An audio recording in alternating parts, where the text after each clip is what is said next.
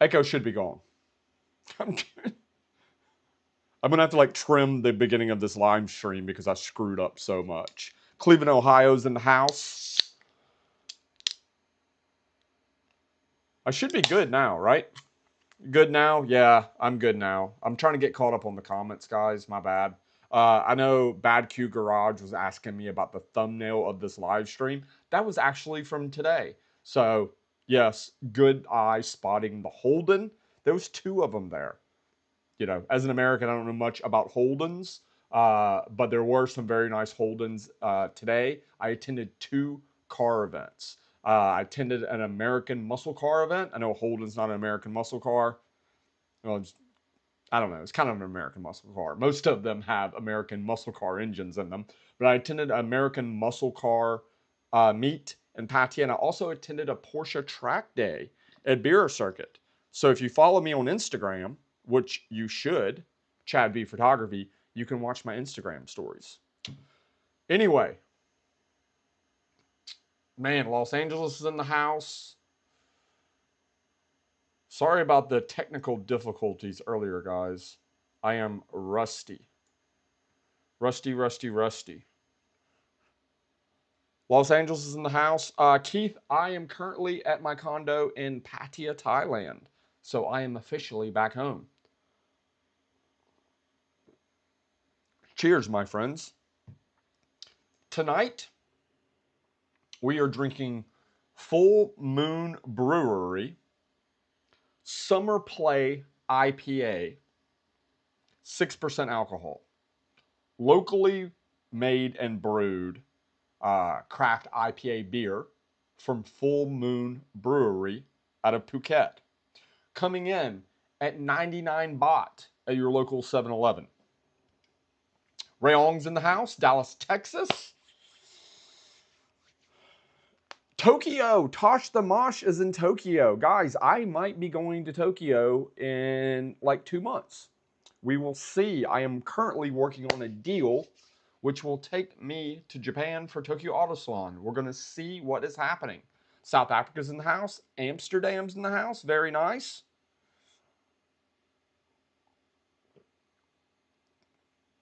Kevin, I appreciate it, my friend. Thank you for the support. Kevin's always in here dropping super chats. Thank you so much, Kevin. I appreciate the support. That 20 bucks will pay for all my all my IPA beers that I bought for this stream and a few more as well. So thank you.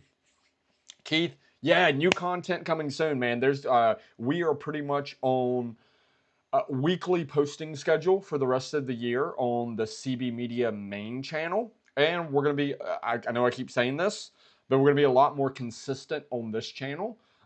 So most of you guys know I have done all my own editing for everything forever. Like forever. No, you've never seen a video from me that I have not edited. I edit everything. But I'm hiring an editor to edit my live streams. So these live streams, what you're watching now, I'm going to be hiring an editor to take them and break them down into smaller chunks that are more easily consumable. So stuff that's anywhere from 10 to 20 minutes, and it'll go up as a video here on the CB live channel. So my editor starts next week. So we're going to be doing, in order for that editor to have the work that he needs, you know, because I'm paying the dude. We're going to be super consistent on these live streams, at least 3 or 4 a week. And then on the main channel, we're doing one video a week for the rest of the year, just because there's a lot of content to shoot. So today I shot uh, riding my motorbike, a American muscle car meet, and a Porsche track day. And that's all going in a single video. So I have that going up this week. Next week, I get Cream Pie, the E30 back. We're going to be making a video with that. Then we're going to be attending a classic car event. We have a big drag race event. We have Thailand's biggest car show. The calendar for all of November, December, and January is rammed full of events, and there's going to be content non-stop. Yeah, man, so a lot going on. Walla Walla, Washington's in the house. Stagwar, what's up? What's up? Baltimore for 5 more days. Then Bangkok. Very nice. Bubba Tango. I hope you enjoy your time in Bangkok. It is a great city. I will also be in Bangkok in 5 days. I'm going to Bangkok in 5 days as well. I have my condo here in Pattaya, in the Pattaya area. Um, and man, I'm glad I downgraded and I'm spending less money on this condo because I'm never here. I'm never here, man. This is like a bachelor pad. It's like a crash pad. It's where I keep a lot of my stuff. It's where I park my car and my motorbike. But man, I'm never here. I'm never here. I'm always in Bangkok or I'm traveling going, I'm in Poland or Cambodia or the Philippines or whatever. Yeah. Danny, are there any car shows in Bangkok this week? There's normally not car shows during the week, Danny, because people got to work. But there are multiple car events every weekend for the rest of the year. So it's a common question that I get. Um, if you want access to my car event calendar, all you have to do is check the description of this live stream or any of my YouTube videos. Look for the link to my Patreon, and I post my monthly car event calendar there. November and December is rammed full of events. We have a lot going on, like a lot going on.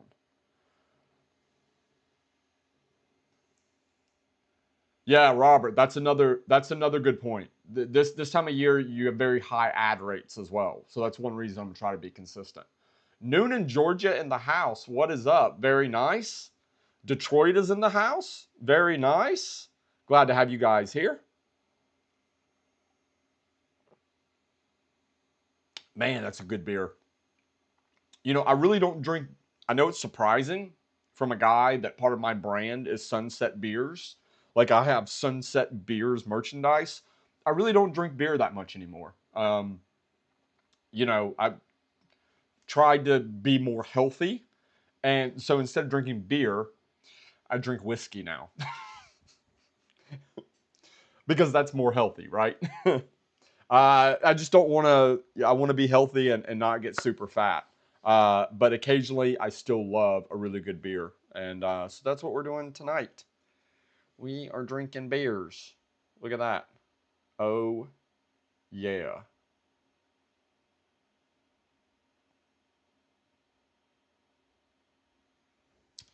So yeah, I was pretty consistent on these live streams while I was in the Philippines, and once I got back here, man, I just had to get my shit together. I had a lot going on. We're making a lot of progress on cream pie, trying to get that done.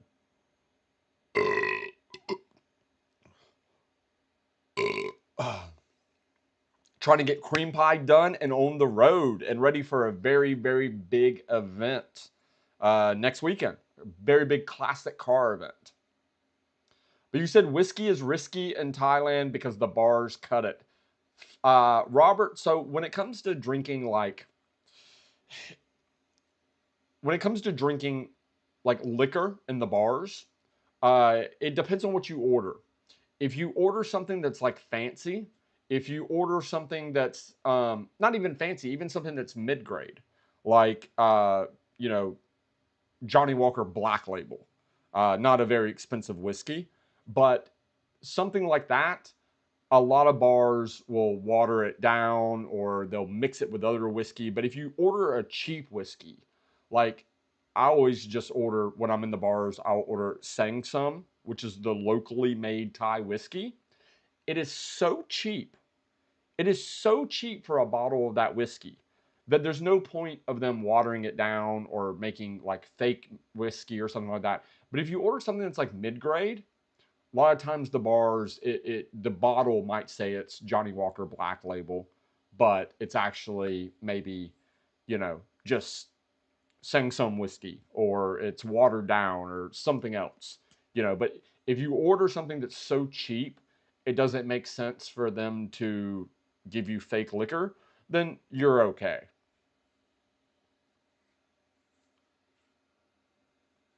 Knob Creek is good. Knob Creek is very, very good. Yeah, Knob Creek is very good. Yeah, man. I've changed my merch from sunsets and beers to sunsets and whiskeys.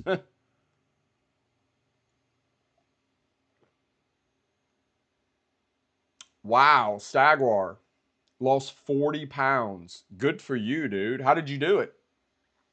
Um, a lot of people that have seen me lately said I have lost weight. I didn't realize I was getting fat, but I was just eating really bad and drinking way too much beer. And I've cut down on all junk food. Like I don't eat any sugar. I don't eat any candy, any muffins, any like processed stuff. Pretty much quit drinking beer totally, except for tonight. Stagwar, correct. Cream pie, not cream pie. Yobi, the classic cars that you see in the thumbnail. The classic car event. The classic car event is it's pretty far north. It's up in like Buriram, but it's a big event that we're trying to prepare cream pie for. So cream pie is almost done, man. Almost done. I'll show you guys a video very, very quickly.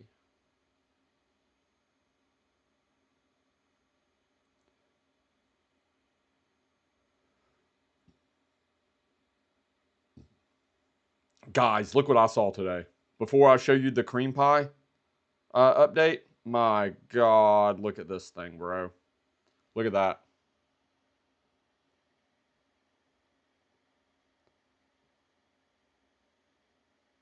That's a Roof 911. He was out tracking it. A Roof 911.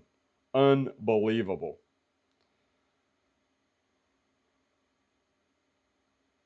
Where is the cream pie video? Lewis, 50 bucks. What? For Johnny Walker? Dude, Lewis, thank you so much. That is crazy. Massive super chat from Lewis. Thank you, my friend. I appreciate it. That is a lot of Johnny Walker. That's a lot. That's a lot of Johnny Walker. But I will use it for Johnny Walker.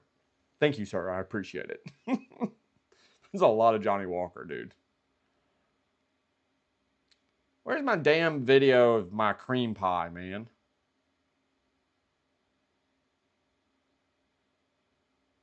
Here's some pictures.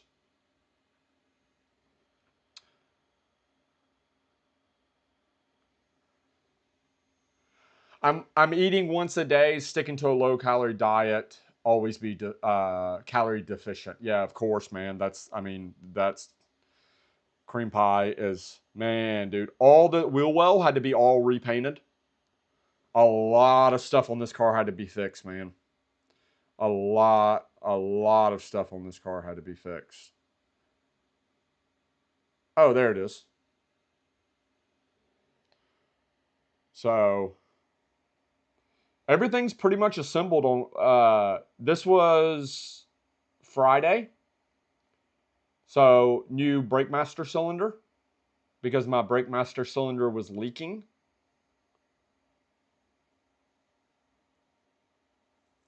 My brake master cylinder is actually from a Honda Civic, believe it or not.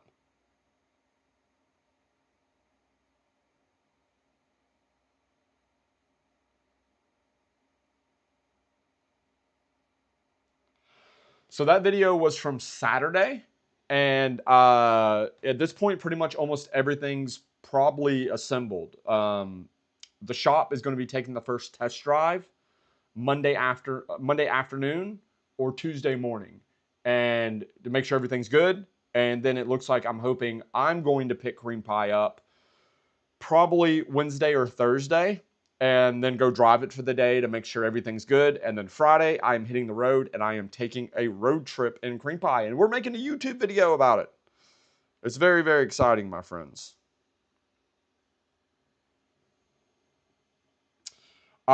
Keith, fuel line.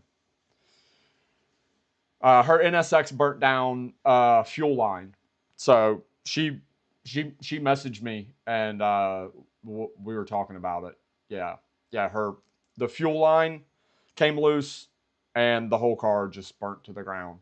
I mean, it's I've seen multiple cars catch on fire for that exact reason, a fuel line coming loose, and it just goes up in flames so quick.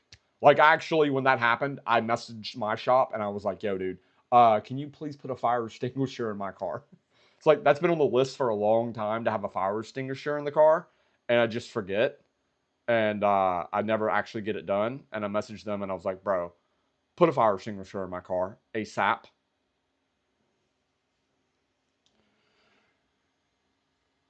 George, not putting rain tires on cream pie. If you put rain tires on that car, it will get zero traction. Corey wanted to know what the repairs costed me. I don't have the total bill yet. The body panels and all of that, like the bumper and the grill and the headlight and the corner lights and the fender and a lot of the stuff, the body panels that needed to be replaced were extremely cheap. I replaced every body part and every body panel and piece that was needed for about 600 US dollars.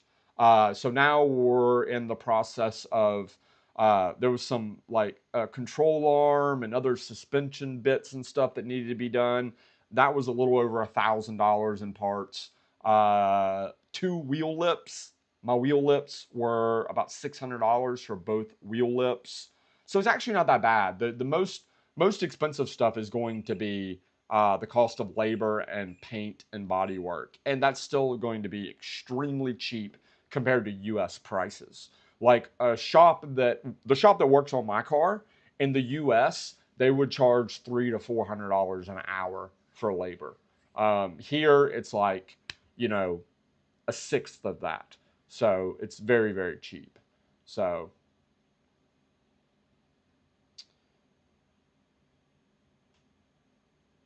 yeah, Stagwar, NSX completely burnt down. Hey Chad, do you have any plans to upgrade your waffle or keep it stock? Big news. The day I got back from the Philippines, I landed in Bangkok. I went and checked into my hotel, and I immediately went to go meet the new owner of Waffle. Waffle, you're hearing it here first. Waffle is officially sold. I sold it last week. A guy bought it for his wife to drive. So he has a R32 GTR, and his wife wanted to go to like car shows and car meets with him. So he bought Waffle for her to drive to car meets and car shows with him. So Waffle is officially sold. So yeah, I mean, it's one of those things like an Evo is a car that I've always wanted. An Evo, actually, I had an Evo back in the US for like 6 months, but it was very problematic because it was a built motor, big turbo car. It was a project car. I never really got to enjoy it. Waffle, I did really get to enjoy the car and drive it a lot. But the problem with Waffle was when I'm used to driving Cream Pie, which is a naturally aspirated V8 that revs to 9,000 RPM, that's rear wheel drive, that's no traction control, no ABS. It is the essence of an exhilarating driving experience. And Waffle, being a stock Evo in comparison, was just extremely boring. So I had to make a choice to go down one or two paths. I was at a fork in the road with Waffle. One, I needed to upgrade it, modify it, and add at least bare minimum an extra 100 horsepower for me to enjoy the car. But I know that would come with spending money and having more reliability issues, and I just didn't want to go down that route. And it being stock, it wasn't enjoyable enough as a fun, exciting car that would ever make me consider not getting behind the wheel of my E30 and driving that instead. And then also like just using it as a daily driver type of car, going from Bangkok to Pattaya and back. You know, it's a 2006 Mitsubishi, and it has creaks and rattles and everything's made out of cheap plastic, and it's just not a very nice car to drive. So Waffles officially sold. Took some of the money. I am going to use that to pay for the repairs of the E30. I made some investments with the money as well. And then I'm going to buy just like a normal daily driver, probably a Honda Accord. Probably a Honda Accord, or I'm also looking at Lexus IS 250s. So yeah. Yeah, I was not attached. I was not attached to Waffle. The best part about Waffle was the name, hands down. Yeah, I really wasn't. I really wasn't. I am so attached to cream pie. I love my E30, but that was not the case with Waffle.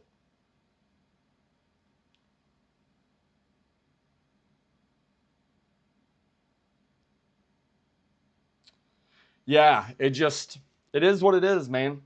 Yeah, it is what it is. I don't know. If I see something else, I have an issue where I don't use Facebook anymore. So don't ask me for my Facebook. I hate Facebook.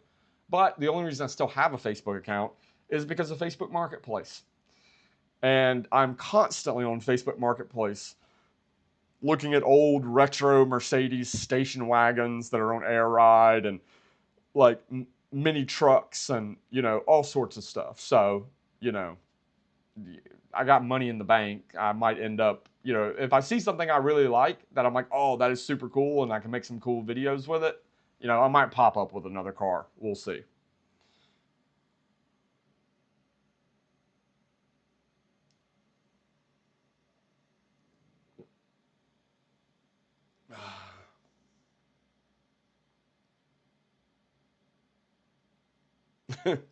Colt of Walla Walla said you should take a shot for Lewis donation if you got any in your apartment. I don't have any whiskey in my apartment, man.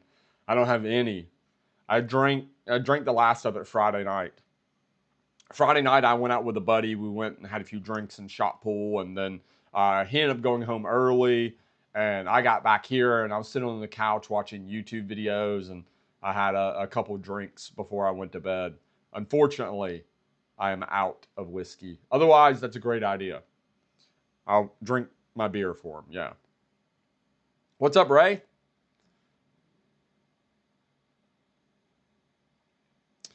Sean Taylor says, Thailand wise, I'm looking at business, being married to a Thai, cars, dime a dozen. Meet and greets in March. Set it up now. We do monthly CB Media meetups for everybody on my Patreon. So our next one is at the end of November. Then we'll probably do one for New Year's Eve. We pretty much do monthly CB Media meetups, strictly for Patreon members, from November to April. So during the high season, we do them every single month. During the low season, we do them as well, just not as consistent.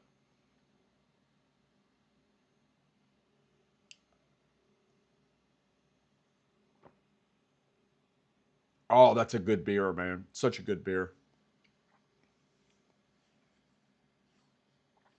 Lesson from Johnny: no live streaming drunk. I've drank on live streams quite often, but once I know I don't get that drunk on live streams. Like I'll get buzzed. Like we're gonna have a couple beers, but I don't even have enough alcohol in my fridge to get. I have 3 beers. I bought 3 beers. If I get hammered off 3 beers, then you guys can call me a bitch.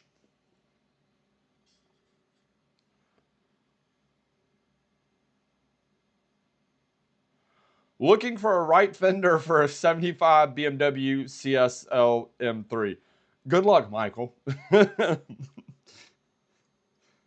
Hey, man. Michael is shooting his shot. Maybe somebody in the chat has one, dude. Good luck, dude. Good luck. I've showed you guys this before. If you've been to Patia before, you know where my coaster is from. Yeah, the firework festival is happening very soon.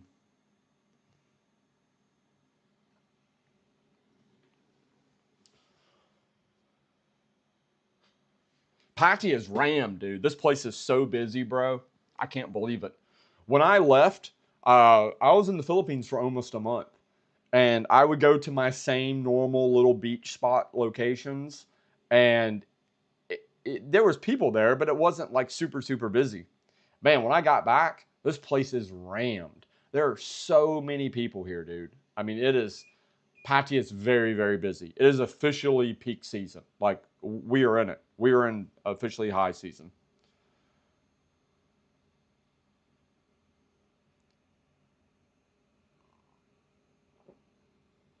Keith says 911 or 997. A 997 is a 911, right? I'm tripping, bro. Duke, welcome to the chat. You haven't missed much. We're just hanging out. I'm officially back home in Pattaya.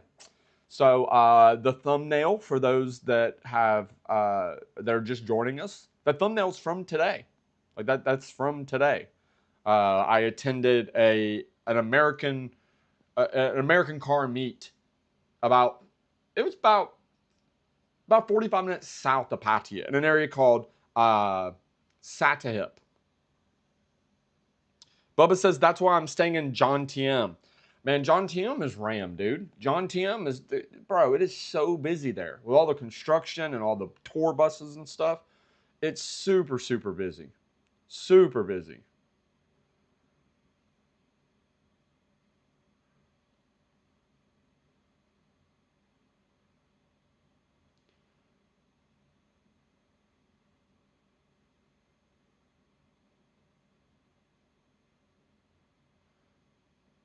Yeah, this is from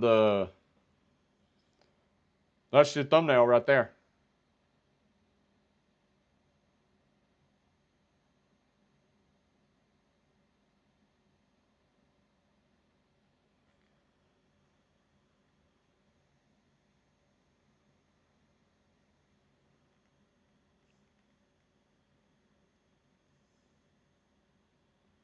So this is, look at that. What the fuck, dude? Look at these things. Isn't that crazy?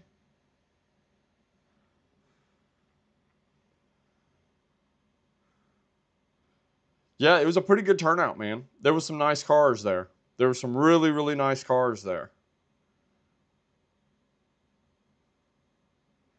And then from there, I went here. There you go. Look at that.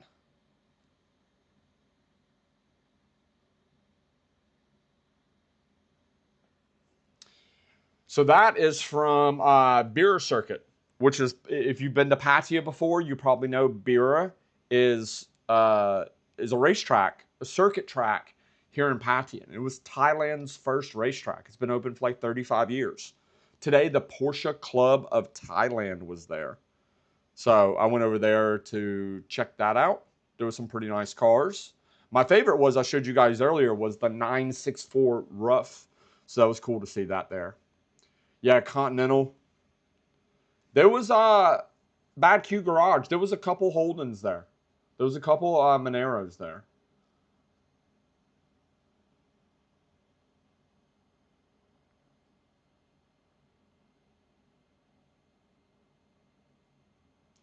I mean 911 or 996. I mean, a 996 is a generation of 911.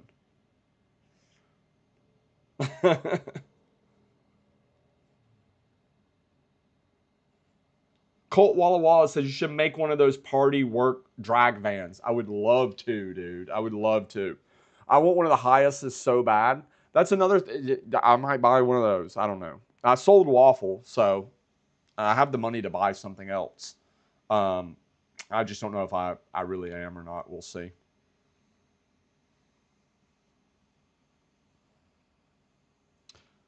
Did Hing have anyone else other than what you posted to Patreon?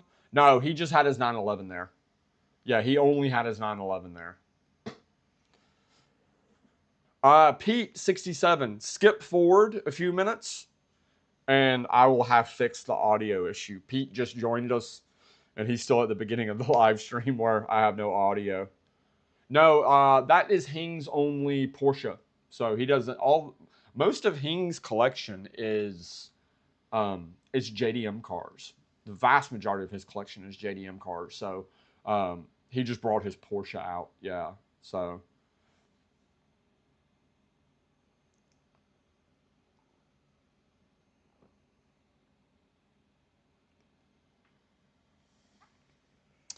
Keith, yeah, the generations for 911s, you have like 964, you have 996, 997, 991, 992. All of those are just different generation 911s. The audio's cursed without the spatula microphone. I have one over here. Hold up.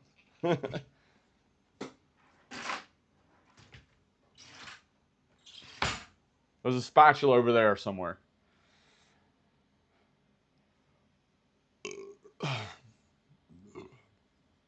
For the audio, what I did, I just had the wrong thing selected. That was it. I just had the wrong thing selected. Later, John. See you, dude.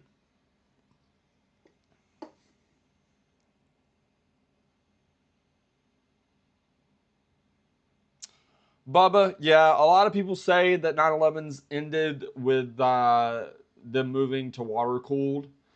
You know that's crazy to say because you have something that's like a 997 GT3 RS, which is in my opinion. I was saying this in my video today. There was a guy there today at the track that had a 997 GT3 RS, and he was very, very nice. He spoke really good English. I spent a few minutes talking to him, and he had this car.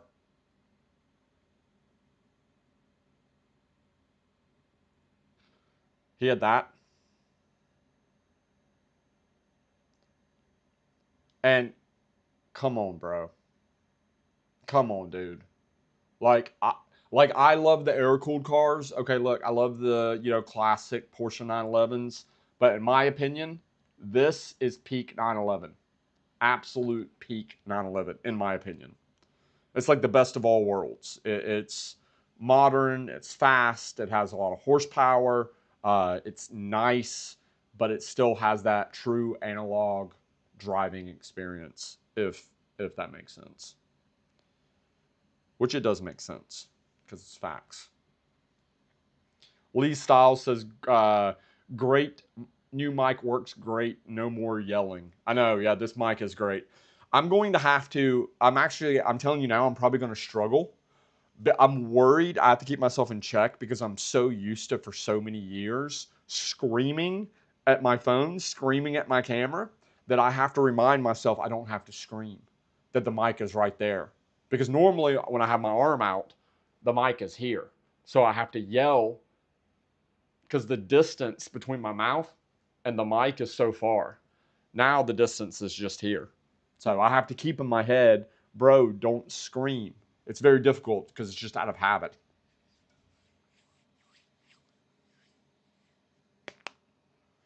Chad, how strict is the government over there with left-hand drive cars? I've always seen your videos. All cars are right-hand drive and very, very few are left-hand drive.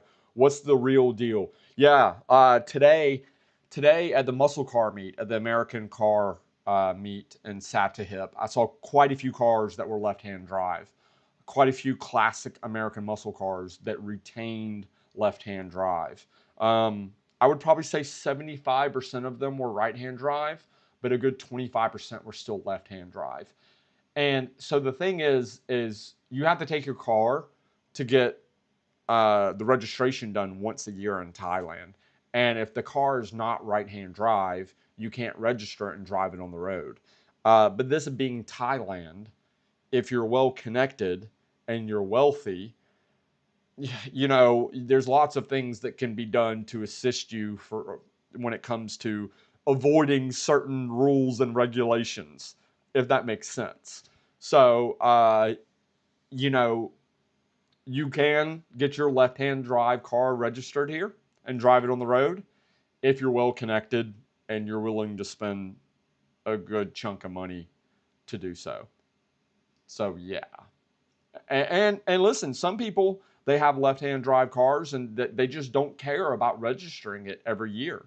because a lot of them, if you're a true collector and you have 20, 30 cars, your car just sits in your garage or it goes to car shows. And most of the time when they go to car shows, they go in the back of a slide truck because the traffic is so terrible. So some people just don't care. They just don't register their car and they just don't drive it on the public road. And they have other cars that they drive. They have 20, 30 cars. So they go, hey, if I want to drive a car on the road, I have other cars that are registered and road legal. And then, like I said, on the flip side of that, some people who are well connected and wealthy, they just get it done. You know what I'm saying?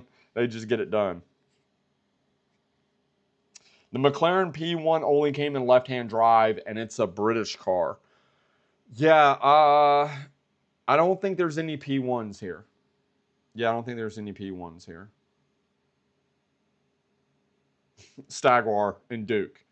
Yes and yes. Hi, Young.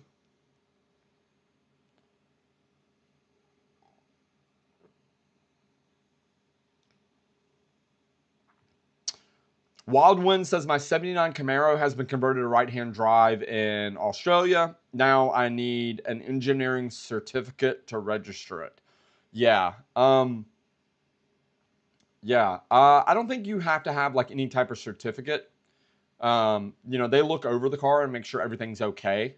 Like you can't have like, your steering wheel, your steering column mounted in with one bolt. You know what I'm saying? They do a visual basic inspection of the car, nothing super serious, but you don't need any type of certificate like that here. They just look at the car, it's right-hand drive, everything looks okay. All right, send it, let it go.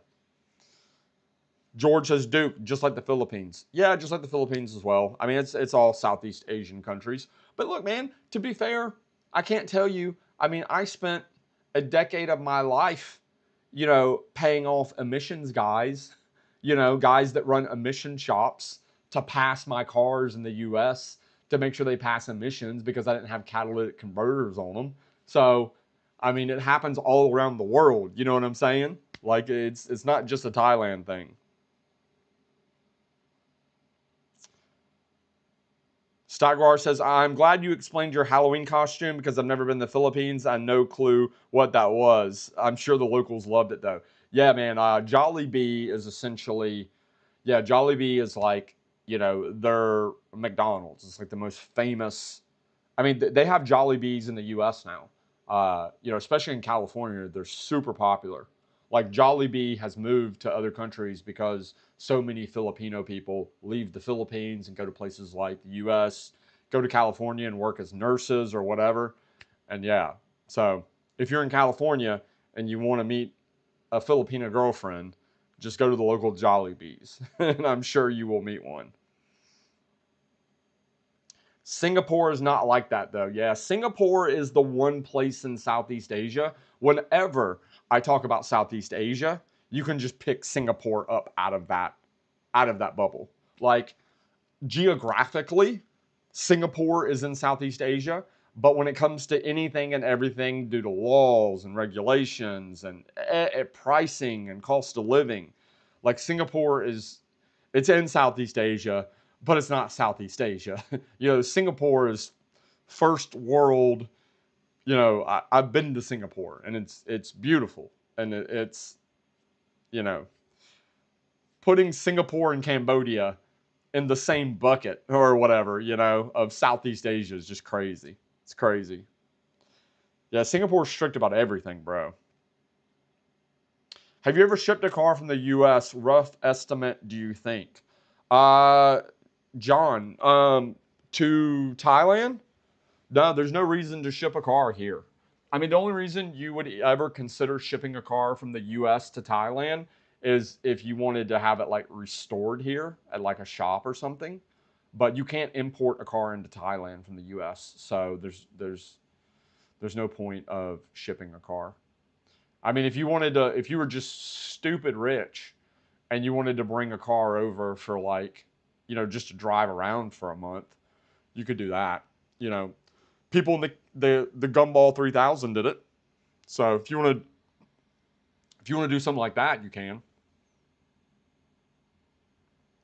And all this beer is making me burp. I don't drink beer like that anymore.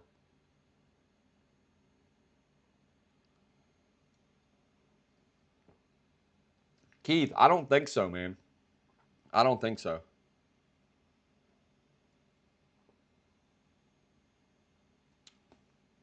That's good beer, though, dude. It's good beer. People, the discussion of Thai beers is something that's very heated and has been heavily discussed for years. So really, there's three major Thai beers. You have Chang, you have Leo, and you have Singha. And in my opinion, I would rather drink my own piss than drink Chang. Like I hate Chang beer. I despise it. Like if I go into a restaurant and I'm like, "Yo, can I get a beer?" And they're like, "All I have is Chang." I'll go, "Can I have a water?"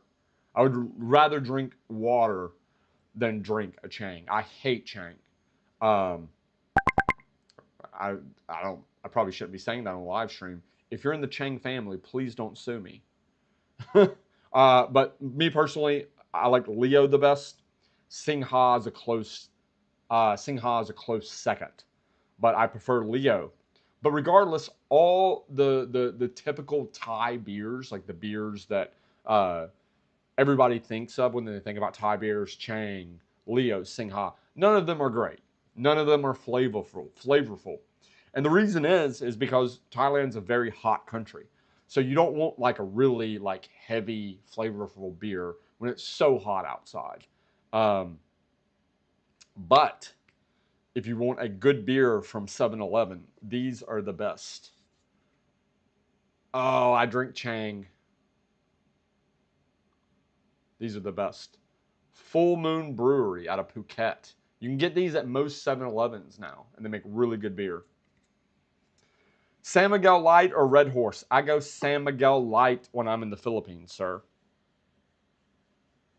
Yeah, it's getting a lot easier to get good beer, Stagwar. Yeah.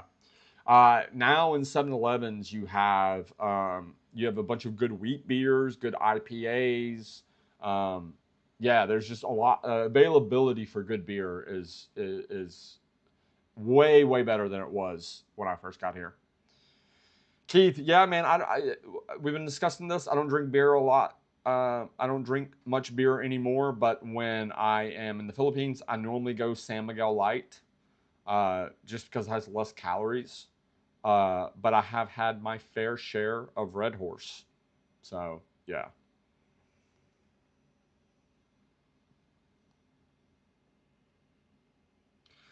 John was said, sorry, I was thinking Philippines. Pontiac G8 owner. Uh, it's the same with the Philippines. You can import a car into the Philippines, but it doesn't make sense. It is incredibly expensive. Like, incredibly expensive.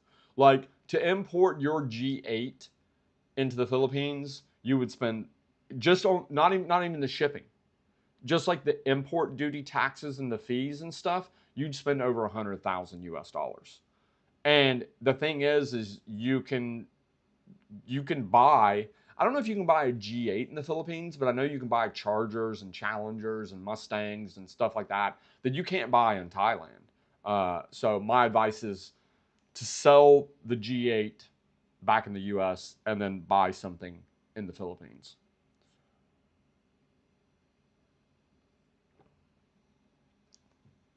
But Philippines is a country that you can still import a car into. It's just crazy expensive. 35 degrees north is in the house. Good morning from Utah. Man, it's probably cold out in Utah, right? Look at this. We almost got 100 people in the chat. Gin and tonic or Thai whiskey and ice and soda? My go-to is whiskey and Coke Zero.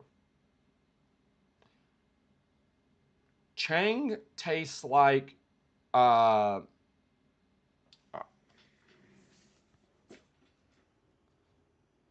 this is what Chang tastes like. That. That's what Chang tastes like.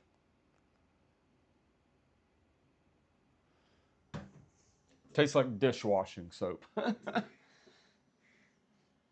Mike is coming in with the facts. Beer Lao is good. So every country has their big brand beers, right? Their big brand beers. Think like if you're an American, think Miller, Budweiser, stuff like that.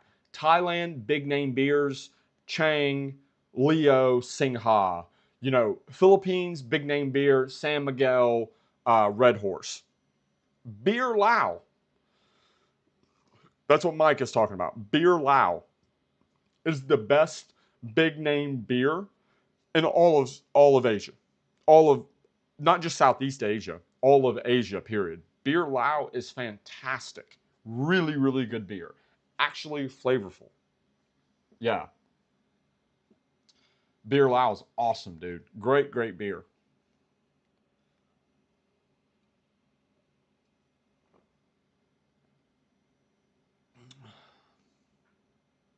Walking in my shoes, Thailand says he's a Singha guy.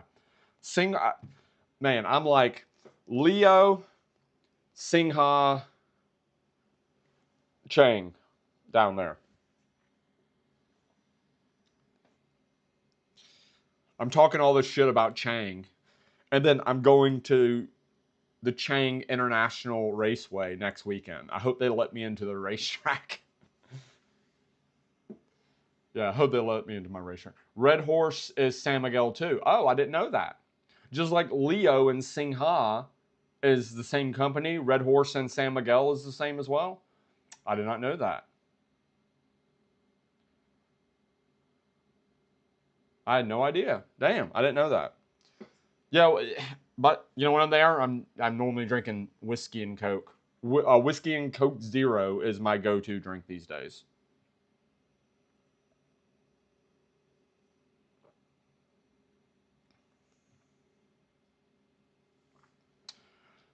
Day 1973 says he goes vodka and cranberry. Very nice.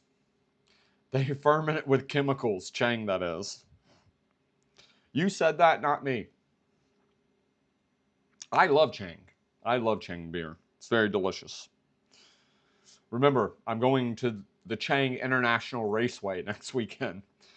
If you're part of the Chang family and you're watching this, I love your beer. Please don't ban me from your racetrack.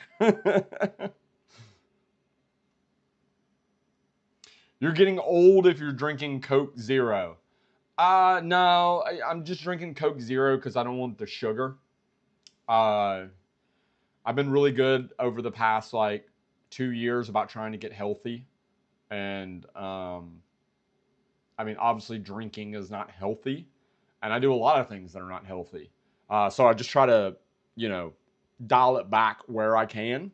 I don't eat junk food or candy or most of the time I don't drink Coke Zero either. The only time I drink Coke Zero is if I'm having whiskey. Otherwise, I just drink uh, water, sugar-free Gatorade. I know I'm boring.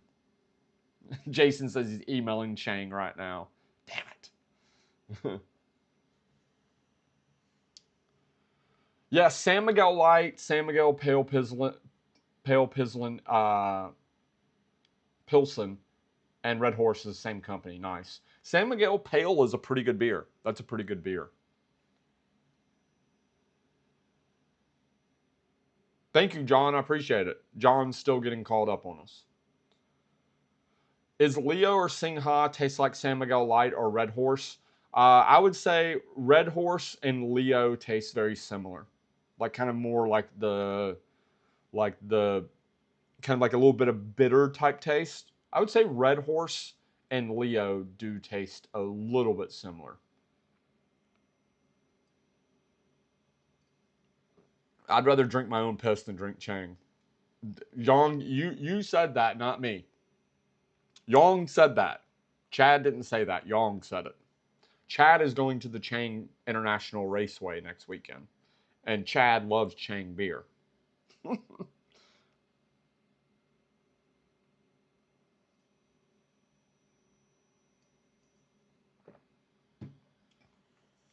Lee Styles says, you posted a photo of your 5-year visa. Please explain the visa. We talked about this on my last live stream when I was in the Philippines.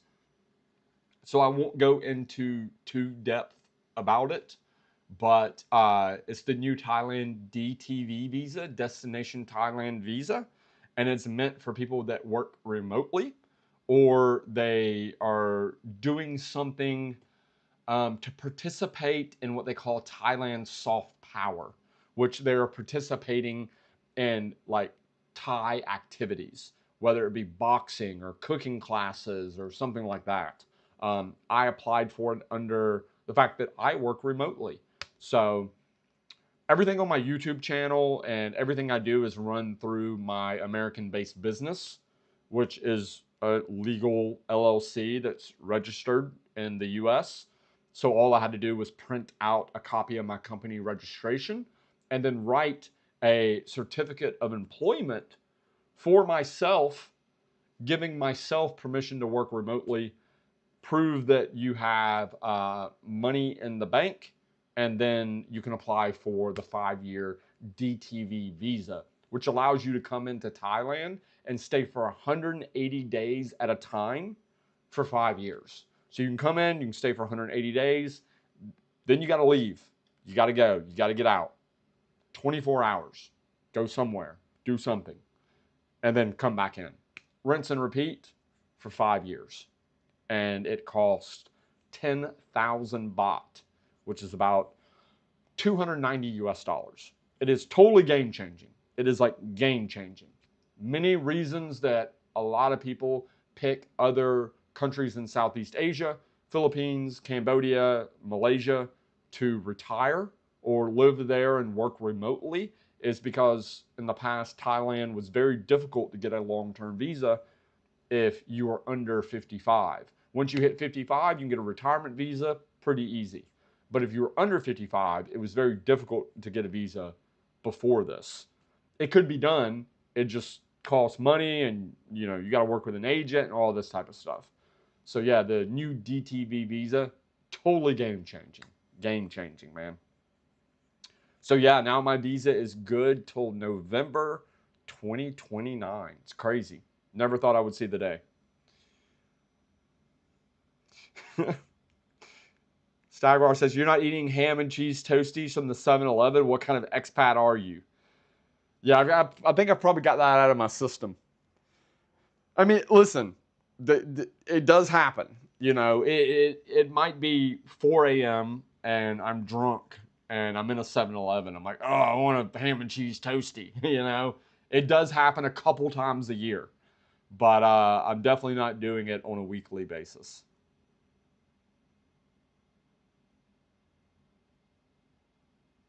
John Wayne is in Middle Tennessee. Nice, man. Civic EP3 or Integra? I'm going to go Integra. Big fan of the DC2. I've had multiple of them. I'm not really a big beer guy, but I find I drink way more beer in Thailand than anywhere else. However, I can't really say I've noticed the difference between the main brands. Yeah, it's easy to drink a lot of beer in Thailand because especially if you're like Phuket or Pattaya and you're like on the beach and you're like chilling at like a little bar or restaurant that's like in front of the beach. It's very much a tropical vibe and you're like, I should have a beer with my lunch. It's super, super easy. Like I posted this, dude, I posted this on my Instagram story. Was it Saturday? So I was out Friday night, went out with a buddy, had some drinks, had fun. I still got up Saturday morning around like 9ish, surprisingly. I was on a couple hours sleep. I wasn't feeling too hot. And I really wanted like a big breakfast, like a really nice, like big American breakfast. So I jumped on my motorbike and I went and got scrambled eggs, bacon, fried potatoes, toast, had an iced coffee. And at 10 a.m., at the restaurant I was at 10 a.m., there was a guy having his coffee, smoking a cigarette, and having a chang at 10 a.m. This dude was having coffee, a cigarette, and a beer at the exact same time at 10 a.m. for breakfast. It was hilarious. I mean, it happens in Thailand, man. It happens. Toronto in the house. Hey, Chad, what is pad thai really taste like? Pad thai is okay. It's decent. It's like a thick noodle kind of thing. But really, when it comes to Thai food, you want to eat uh, pork, basil, and rice with a fried egg. It's called pad kerpao. That's the real traditional Thai food. Is pad kerpao. That's the real official food of Thailand. Pad Thai is famous just because it has Thai in the name, so it's easy to know that it's from Thailand. But pad kerpao, which is you can get it with chicken, beef, or pork, but the how you want to eat it is with the pork. So it's a spicy pork with basil leaves, rice, and a fried egg. So yeah, that's what you want to go with for sure. Chad, I wish you the best for your DTV visa. I'd like to tell you thank you and acknowledge you about the rollout and requirements of the visa during your live stream last June. Yeah, man. The DT visa is a big deal. That's a bit much, but I guess it's beer o'clock somewhere in the world. Power Gray, yes, I am in Thailand. I am back home. This is my home, my condo in Pattaya, Thailand, and it is very good to be back. Chad, you need to come to England and go to Weatherspoons. Sometimes I meet a mate there for breakfast at 8 a.m., and some of them on their second pint. There's a Weatherspoons here, man. There's a Weatherspoons here in Pattaya.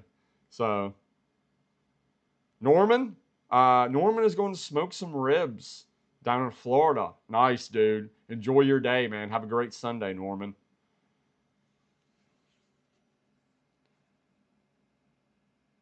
$100 people in the chat. What is up? Very good, very good, very nice. 100 people in the chat.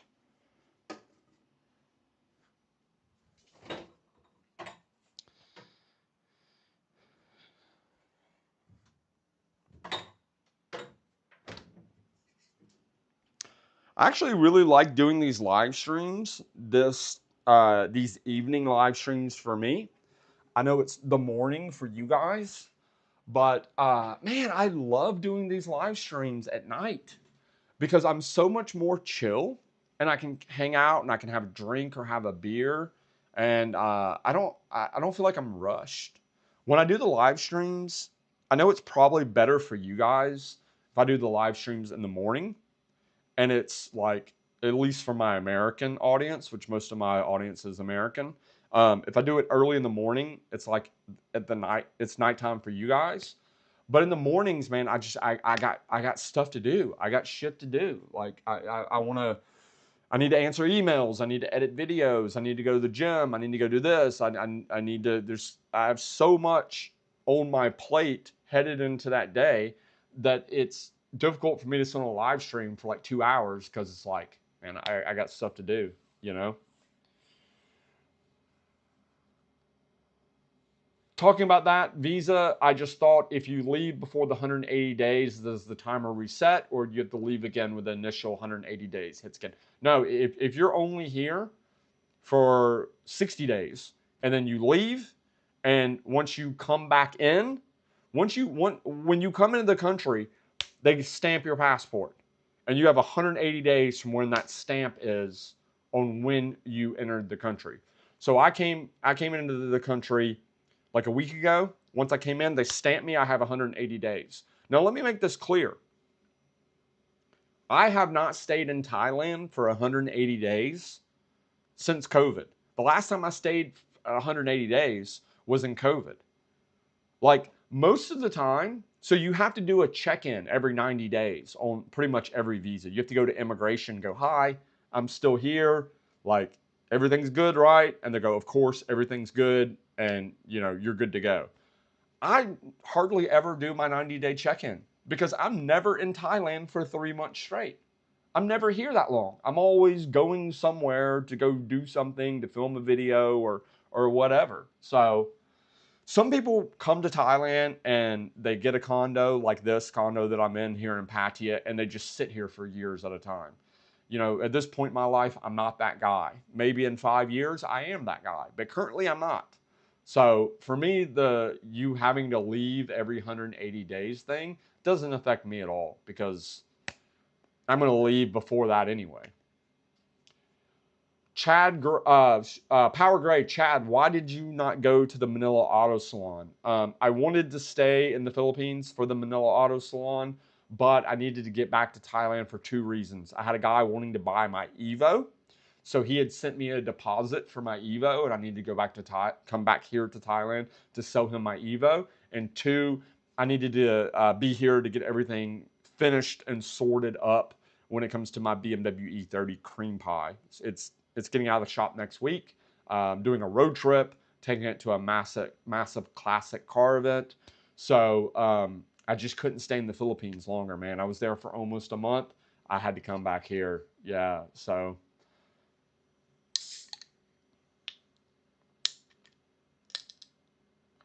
Wild Win. I'm going to Chain Raceway for a classic car event. Recommendation for best car tires in monsoon season. Toyo R888Rs.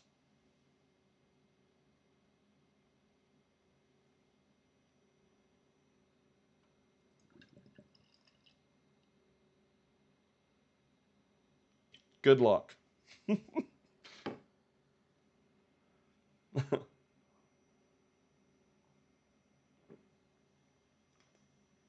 See you at 35 degrees north. Another super chat. Dude, we got so many super chats tonight, man. I appreciate you guys. Frank, $10 super chat. Greetings from Brooklyn, New York, Chinatown. Here's a chaser. Oh, here's a chaser from that Johnny Walker that Lewis sent. Nice, man. Appreciate it, dude. $10. That's my Coke Zero to go with the Johnny Walker. Oliver says, why did you leave the Eris condominium John Tim last April?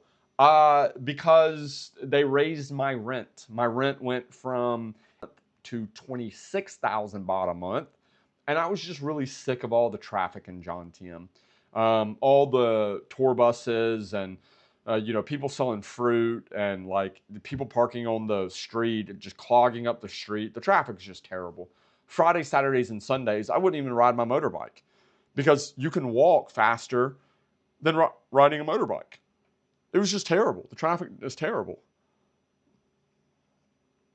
Will Thailand embrace Bitcoin anytime soon? Yeah, I think so. They have quite a few exchanges. BitCrub is the main exchange here. BitCrub. Yeah, Thailand is pretty far advanced when it comes to cryptocurrency. I know a lot of my Thai friends are heavily invested into crypto. I have one Thai friend that's um, a very rich Thai guy. He has a Liberty Walk wide body Audi R8 on air ride, and yeah, he is super heavy invested into crypto. Like he's a legit whale. He has an entire like mining farm. Like he has a warehouse full of he mines Bitcoin. So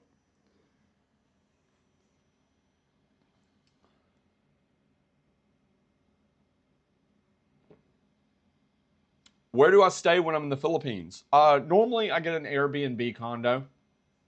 So uh, this past time I stayed right next to Rockwell. It was like kind of in between Rockwell and Poblacion. So you could be over in Poblacion, like maybe a 5 minute walk to Poblacion, a 5 minute walk to Rockwell. So it's like in between the two. It's a very quiet neighborhood, super quiet neighborhood. Like you walk outside, you think you're in the provinces, but you walk 5 minutes one way, you're at Power Plant Mall in Rockwell. You walk 5 minutes the other way, and you're at like P. Burgo Street and like Poblacion and all of that crazy stuff. So it was actually great. It was great, yeah.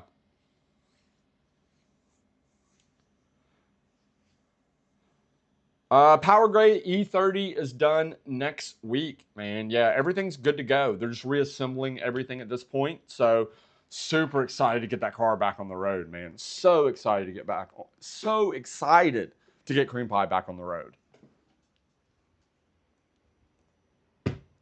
I'm just plugging in because a few YouTube videos with you guys.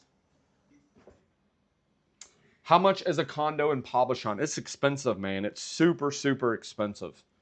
When you compare the rental prices to like rent an Airbnb in like Bangkok, compare the prices to like renting an Airbnb in Manila, it's crazy expensive. So I paid for a monthly rental in Poblacion for like a good condo. You're gonna pay like 1,500 US dollars, about 1,500 US dollars. So something like I don't know, like 60,000 peso, 50, 60,000 peso is a lot, man. Yeah, it's gonna be a lot, dude. Yeah, it sucks. If the prices of condos, if the price and the quality of the condos in the Philippines was the same as Thailand, I would spend even more time in the Philippines. I really like the Philippines a lot. The Philippines, I hated it. The Philippines is a country that it's not like Thailand where you just show up and you're good to go. You have to understand how things work. And the longer you spend the more time you spend there, the longer you stay there, the longer you understand how things work, and you're able to navigate all the problems and BS that comes with being in the Philippines, the more you enjoy being in the Philippines because those problems slowly disappear. But it's not, the Philippines is not easy. Despite everyone speaking English, which it makes it super easy, just traveling around and dealing with stuff like things being out of stock and poor internet, and like poor quality condos with like crappy beds. It's easy to go there and make a lot of mistakes and end up hating the Philippines. That's how I was when I first started going. Then I continuously went back to film car events or make videos, and I figured out how things work. Now I really enjoyed the Philippines. I like it a lot. So $1,500 in the Philippines is like 75,000 pesos. Yeah. Yeah, that's about right. 75,000 pesos. Yeah, it's not cheap, man. You can get cheaper places, but especially for me, the biggest problem with getting a cheap place in the Philippines is how absolutely dog shit the beds are. Like the beds are terrible. Like to the point where it's difficult to sleep. Like they have the shittiest mattresses. If you go for like a budget place, like a really budget place in the Philippines, bro, you will get a mattress that is this thick, and it is like an old school like mattress with the springs in it, and it is terrible.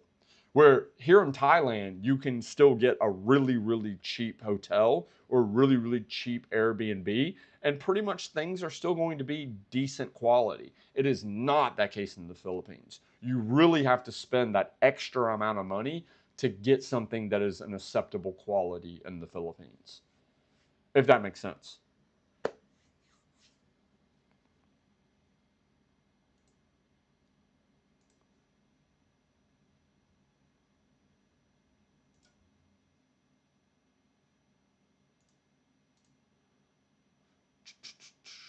Anyway, uh, so one thing that I recently said was I really, really enjoy doing live streams like this time of the night because it's so much more chill for me than doing them in the morning. Because in the mornings, I'm just the entire time I'm doing the live stream, I'm just thinking about all the stuff that I have to accomplish that day, and I'm thinking about my giant to-do list. Doing these live streams at night, sit down, have a drink, have a beer, hang out, watch YouTube videos, and I love it, man. At first, you spend way too much, and then you figure it out, and it gets cheaper as you go. That's true, Jason. It's the same in Thailand as well. I think one of the I think the problem is I've spent so much time in Thailand that I spent so much time in Thailand that I'm just so accustomed to it. And I know how everything works. And I'm so good at being in Thailand because I've been here so long. When I go somewhere else, I'm like, this sucks. And it's not that it sucks. It's just I haven't figured it out yet, like how I have Thailand. Yeah, I still have my X Max. No real plans for it.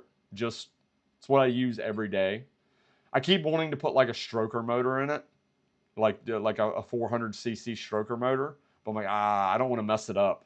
So it's literally what I use every day to go to 7-Eleven, to go to the gym, to go to dinner. I use my X Max every single day.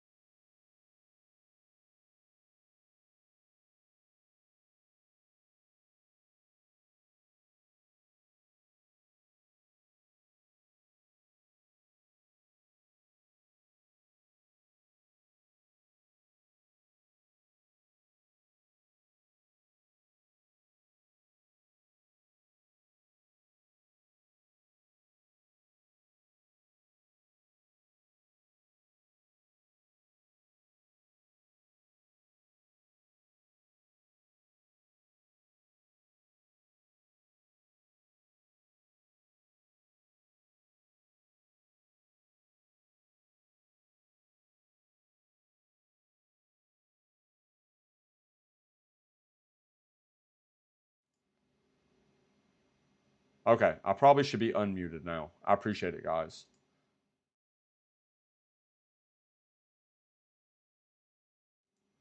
Thanks for the heads up, guys.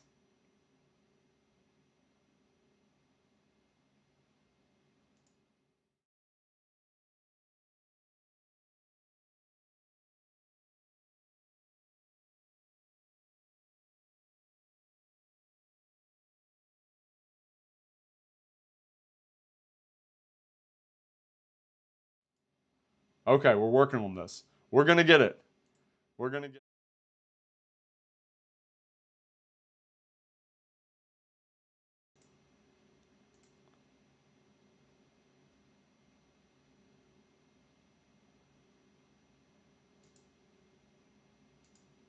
microphone test, microphone test. We're good now, right? Good now? Good now? And we're back. Stagwar, I saw your super chat.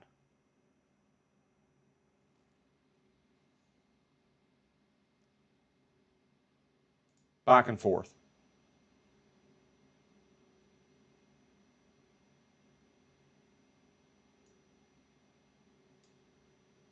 So I should be good now, right? Yes, sir. Can hear me? Can hear me? Okay. Microphone test, microphone test. Okay. Should be good. Okay. So what I was saying, this video popped up recently, and it's actually by one of my favorite YouTube channels called Side Projects. They do a lot of like mini documentary type of stuff, and they made a documentary on some of the most dangerous driving roads in the world. And one thing that I absolutely love is driving roads. Like I grew up in the metro Atlanta area, and like the one thing that me and most of my friends did multiple times a month was we would have a couple days where we could get away, whether it be on a weekend or midweek, and we would head up to the Tail of the Dragon. Like, bro, one of the bracelets that I have worn forever, Deals Gap, 318 curves, and 11 miles. Like, I've worn this bracelet every day for like, 6 years. Like, ever since you've seen me make YouTube videos, I've been wearing this bracelet. I love roads. Like, I actually love a very beautiful, like, curvy mountain road more than I love a racetrack. I don't know. There's just something calming about going for a cruise. You don't even have to be going 10 tenths, just driving 6 tenths through like a beautiful, like curvy road. And for me, like dangerous roads is always something that just intrigues me. It's interesting. And one of my favorite YouTube channels, it's called Side Projects, has made a mini documentary called These Are the Most Dangerous Roads in the World. And I saw this pop up on my recommended page, on my home page, just like, man, like 3 or 4 days ago. And I was like, oh, I want to watch this video so bad. But I decided to save it. I put it in my watch later folder. And I want to watch it with you guys because I don't know. I enjoy doing this type of stuff. So let's do it. Side projects. These are the most dangerous roads in the world. Roads have existed for about 6,000 years, or arguably even longer, depending on how you define a road. The earliest roads were little more than dirt trails with trees and large rocks cleared out of the way to better allow the transport of pack animals. As for paved roads, those date back to 4000 BC in Ur, now modern-day Iraq. With the invention of wheeled transport, paved roads became important to support heavier vehicles. While the technology used to pave roads and the vehicles traveling upon them have both advanced a long way over the millennia, the necessity of building roads to travel from point A to point B is no less important. Is this the Stelvio Pass? Is that the Stelvio Pass?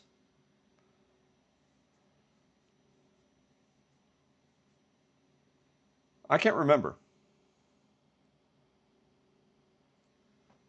As a result, people have built some truly dangerous roads to facilitate travel between locations. Today we'll be looking at 4 of them. Sitting atop Tianmen Mountain in China is a naturally formed stone arch known as Tianmen Cave. It is the highest such arch in the world, which has earned it. Bro, look at that road. So the problem with a lot of these roads, I see roads like this all the time. Like I follow Instagram accounts that are like road porn type of things. Because again, I love roads. A lot of these places, like I've talked to people that have driven the Stelvio Pass and a lot of these roads, and they say it's a terrible driving experience because the quality of the roads are so bad. So like the aerial shot of this, like bro, like look at the hairpin turns and stuff. Oh my God, that looks so sick. But my guess is it's probably going to be a terrible driving experience because the road quality is just going to be crap. And also, like from what people have told me, they've driven these type of roads, it's not really that enjoyable because it's just a straight line pull, like you're doing a drag race. And then it's a super tight hairpin, and then just a straight line like you're doing a drag race again, then hairpin. And it's just very repetitive. And it gets boring quickly. Where other roads like Tail of the Dragon or like a lot of the roads in coastal California and even the roads in northern Thailand, you know, the way that the turns exist, it's not just hairpin, straight line, hairpin, straight line. It's a more diverse driving experience, if that makes sense. So I don't know if that makes sense. I don't know if I'm just rambling, but the nickname the Gateway to Heaven, and there are a few different ways to scale the mountain to visit the arch in person. First, there are cable cars that can take people up the mountain, giving them a bird's eye view of the beautiful scenery.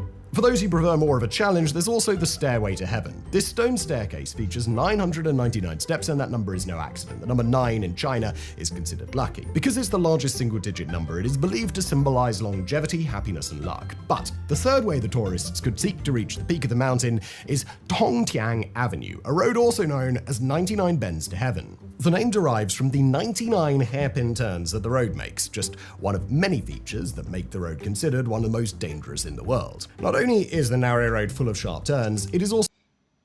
Right there, that road surface looks really, really good, actually. That road surface there looks surprisingly good. Dangerous in the world. Not only is the narrow road full of sharp turns, it is also very steep. This probably seems obvious since the road literally scales a mountain, but it is a major contributing factor to just how dangerous it is. Though there are Jersey barriers lining the road to prevent cars from careening off the edge, there are reasonably large gaps between these barriers as well. It's not just the design of the road itself that makes this so dangerous either. The area is known for frequent heavy rains, resulting in slippery pavement that makes navigating the road even more dangerous. There is often thick... As long as you have Toyo R888R tires, You don't have to worry about the rain. You're good.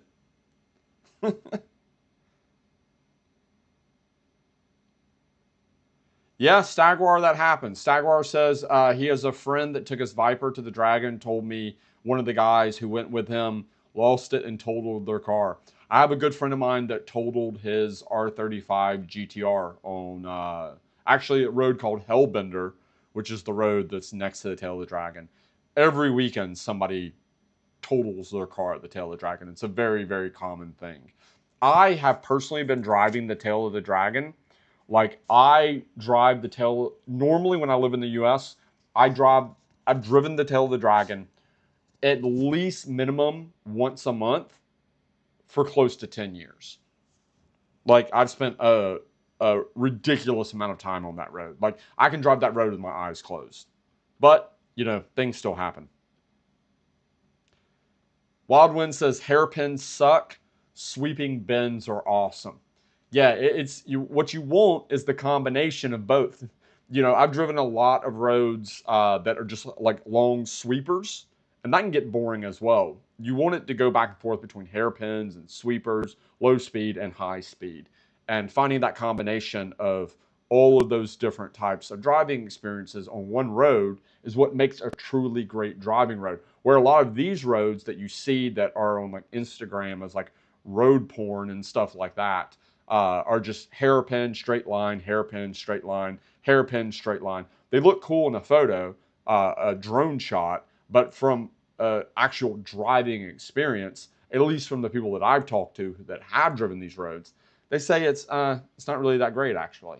But fog covering the road as well, resulting in reduced visibility. And with an altitude of over 5,000 feet above sea level, the thinner air causes dizziness and fatigue for drivers who aren't used to the elevation. However, while the 99 Bends to Heaven is known as an extremely dangerous road, driving fatalities are very rare. This is because the vast majority of traffic on the road is in the form of tourist buses with experienced drivers. That said, there is one noticeable instance of a civilian dying on this road in the least safe way possible. The mountainside road is 11 kilometers in length. That's 6.8 miles.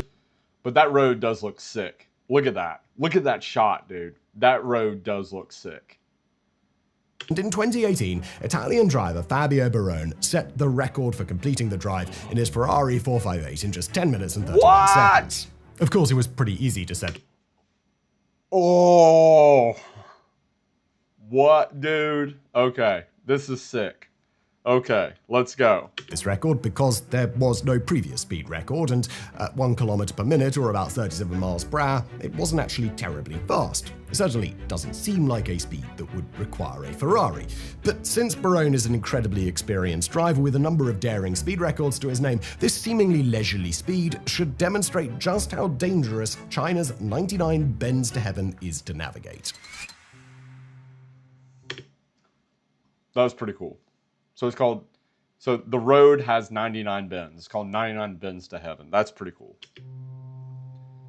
The R504 Kolyma Highway extends just over 2,000 kilometers, that's 1,260 miles, from Magadan in the Russian Far East to Yakutsk in Siberia. To many locals, it's simply known as Trassa, or the Route, and it is the only road in the area, so there's no need to differentiate it from the others. However, Kolyma Highway has a much darker name as well, the Road of Bones. Construction of the highway began in 1932 and ran all the way to 1953. The entire time, the construction was being performed by prisoners of the gulags. These prisoners were deliberately worked to death, and it is believed that over 250,000 prisoners died making this highway, with some estimates putting the number even as high as 1 million. Though not confirmed, it is widely believed that the bodies of prisoners who died during construction were buried beneath the road. The entire length of the Kolyma Highway was built atop permafrost, so it has been argued that it would simply have been easier to bury the dead as part of the road than trying to dig separate holes for them. But the road wasn't just dangerous for the people building it. The highway is unpaved, and sharp rocks littering the road are a major hazard that could cause punctured tires. There are no service stations along the highway, so unless the driver is able to repair the tires themselves, they'll be stranded. And seeing as the highway extends into Siberia, you can guess how dangerous being stranded on this road is in the winter. And that's a very real risk, as winter in... This is basically the Russian version of Ice Road Truckers. So, yeah. The region lasts for 10 months, with an average winter temperature of about -50 Celsius or -60 Fahrenheit. That might be even colder than Alaska, possibly. Possibly even colder than Alaska. Chad, have you done Pikes Peak? I have driven Pikes Peak in a rental car, and I have attended the Pikes Peak hill climb multiple times. Yeah, it's an awesome experience. I used to go every summer to Colorado Springs, where I would attend the Shift Sector half-mile drag race event at Colorado Springs Airport. And then a couple days later, I would attend the Pikes Peak hill climb. So I did that almost like me and a group of friends would go to Colorado Springs, get an Airbnb, attend the Shift Sector half-mile event where you had a bunch of like 2,000 horsepower twin turbo Lambos, twin turbo Vipers, like ACR Vipers, built motor, big turbo GTRs that make 1,000, 1,500, 2,000 horsepower. And they would drag race on the Colorado Springs Airport. They would do half-mile drag races. And then we would attend the Pikes Peak hill climb. Yeah. So, all right, Wild Wind. See you later, dude. Chad, this is the road that Ken Block did his climb kinda to? 6-0. No, stream is still going, dude. Still going, man. Yeah. In fact, the coldest temperatures Bro, that is ever cold. recorded outside of Antarctica are along the Colima Highway. Some sections of the road require driving across frozen rivers, though many motorists have lost their lives when it turned out that the rivers they were driving on weren't quite yet as frozen as they believed them to be. However, while driving thousands of kilometers across icy roads in such extreme cold seems incredibly dangerous, and it is, it turns out that the winter is actually the safer time to travel along the highway. In July and August, when the road is... This makes sense because in the winter, it's frozen, like legit frozen, and you can drive, and the roads will hold the weight of a car. Where during the summer, if you don't know if the roads are frozen solid, then I would assume if you drive a heavy enough vehicle that the ice would crack and your vehicle would fall into like a frozen slushy in the middle of nowhere, Russia, and you would freeze to death. Oh my God, that sounds terrible. Isn't iced over, things actually get much worse. If the weather is dry, vehicles traveling along the unpaved roads kick up massive clouds of dust and sand, creating whiteout conditions for anyone traveling behind them.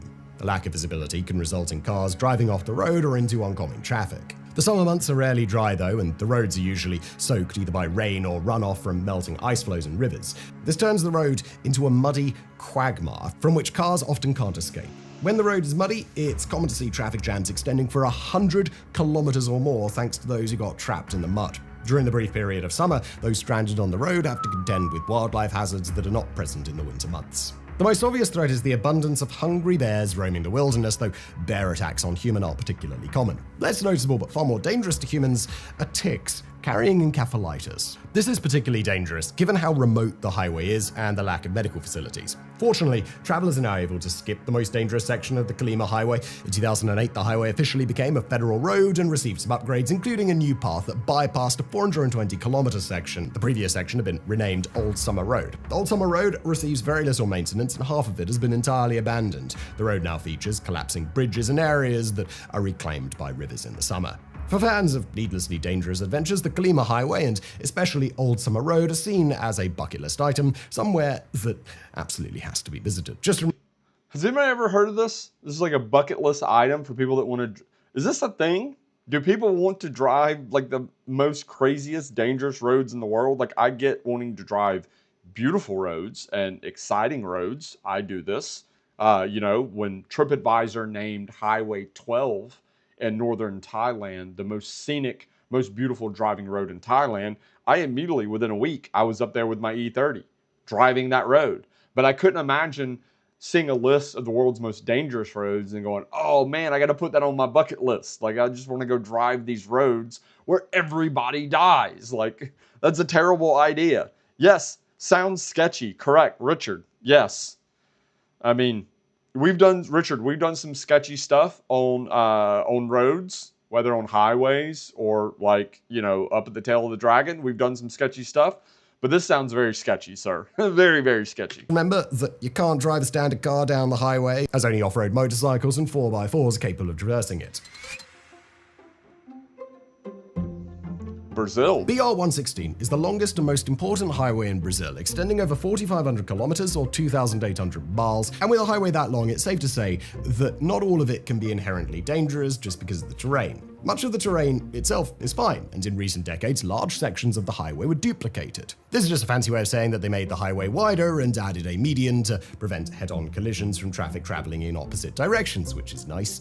That said, there are stretches of the road that are dangerous for the traditional reasons one might expect. The section of BR-116 connecting Taboão da Serra and Curitiba is officially named Rodovia Regis Bittencourt, but is better known as Rodovia da Morte or the Highway of Death. This You can read. It's known as the Highway of Death. Let's go for a drive, guys. Let's go for a drive. Now I've seen some things pop up on my Discover page from driving in Brazil, and I've been to some countries where they drive really crazy. I think the probably worst place that I've been when it comes to driving habits is probably Malaysia. Thailand's pretty bad. Thailand has a very high rate of fatalities when it comes to road accidents. Philippines is pretty bad, but Malaysia is hands down the worst that I've ever personally experienced. That said, the videos that I see just popping up on my Instagram from Brazil, these people have zero regard for other people's safety or lives because of the way they drive. They drive they have a road called Highway of Death. This area of the highway runs dangerously close to steep cliffs, and terrible weather conditions often result in accidents. But there are several reasons that this road is so dangerous that may not be so obvious from a glance. While the danger on many roads is related to how the road was designed, for BR-116, much of the danger comes from people on the road. Most notably, the highway is packed with long-haul truckers. On the Highway of Death, these trucks make up 60% of the total traffic on the road. This causes a lot of wear on the roads, and despite the recent duplication of the roads, they're still notorious for being poorly maintained. Not only are the trucks damaging the road itself and making it more dangerous, but the truckers work long, grueling hours, resulting in a bunch of massive big rigs being driven by tired, overworked drivers. Numerous studies have shown that driving while exhausted is just as dangerous as driving while intoxicated, and many of these truckers are doing both, as drug use is one of the most common ways that long-haul truckers around the world attempt.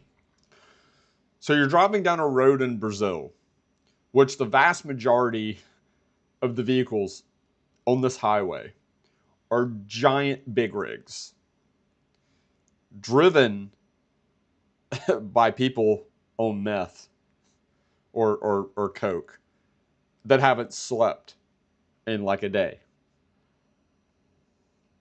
Stagwar, yeah, this guy does this guy does have multiple YouTube channels. He has a couple YouTube channels that have 1 million plus subscribers. So you probably have seen him before. You've seen him before on another channel, for sure. Mark says, I like this guy's videos, but the way he breathes makes me feel like he's nearly suffocating. He's speaking very quickly and getting as much as he can out in a single sentence and then moving on to the next sentence. He needs more jump cuts. He needs to say a sentence at a time, take a breath, hit his next sentence, take a breath, hit his next sentence, and then just do cuts between each one. He's trying to get it all in at one time. Yeah. Yeah, but this is you have a bunch of guys driving big trucks that are coked up and haven't slept for days at a time. Yeah, I understand why the highway is named what the highway is named. Stay alert. According to a study from 2017, the vast majority of Brazilian truckers drive over 9 hours each day. 2/3 use amphetamines while driving to stay alert. An astonishing 91% drink alcohol on the job. However, it's not just overworked and intoxicated truckers whose heavy big rigs destroy the pavement that make the road dangerous.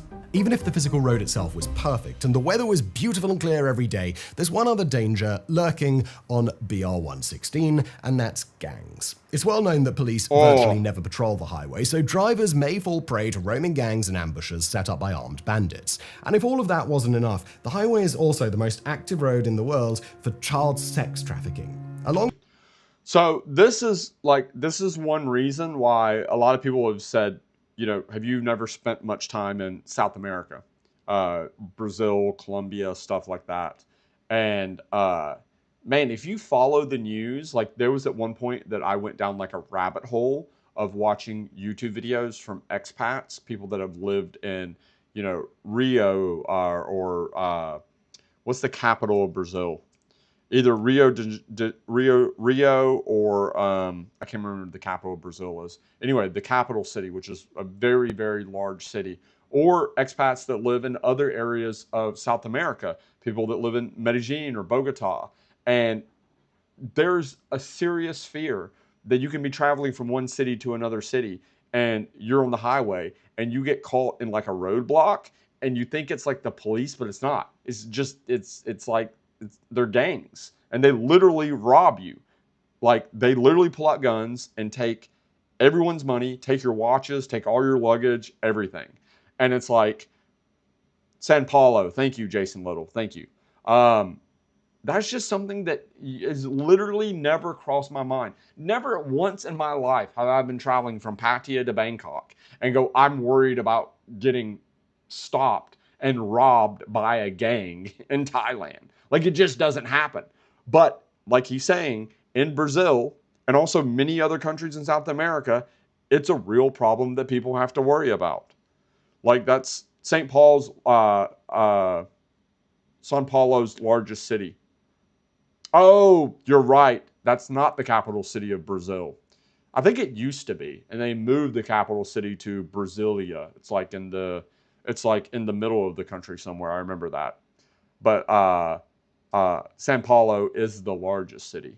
It's a really big city. It's a very big city, and they have a decent car scene there. Like they have, I know a guy who is a drifter. He's a professional drifter in the drift series there. They have a decent car scene there as well. I've always wanted to visit, but it's one of those places, again, if you're living there and you're going from city to city and you have to legitimately worry about gangs stopping your car and robbing you for everything you have, that's crazy, dude. That's crazy. Like, you don't have to worry about stuff like that in Thailand. Along the full length of BR-116, there are over 260 locations where children are known to be sold, which is almost one every 10 miles. Some of these children are victims of kidnapping, while others are sent there by their own parents. 116 as well. There are a lot of dangerous roads. There can only be one. There are thousands of deaths on the highway each year. That was going to get me demonetized. While there are a lot of dangerous roads, there can only be one most dangerous. And in 1995, the Inter-American Development Bank gave that distinction to North Yungas Road in Bolivia. What makes a bank's opinion on the... Wait, okay. So somebody is naming this out of all of these roads, this is the most dangerous road. ...by food. It all goes to show that it isn't just climate and topography that can make a road dangerous.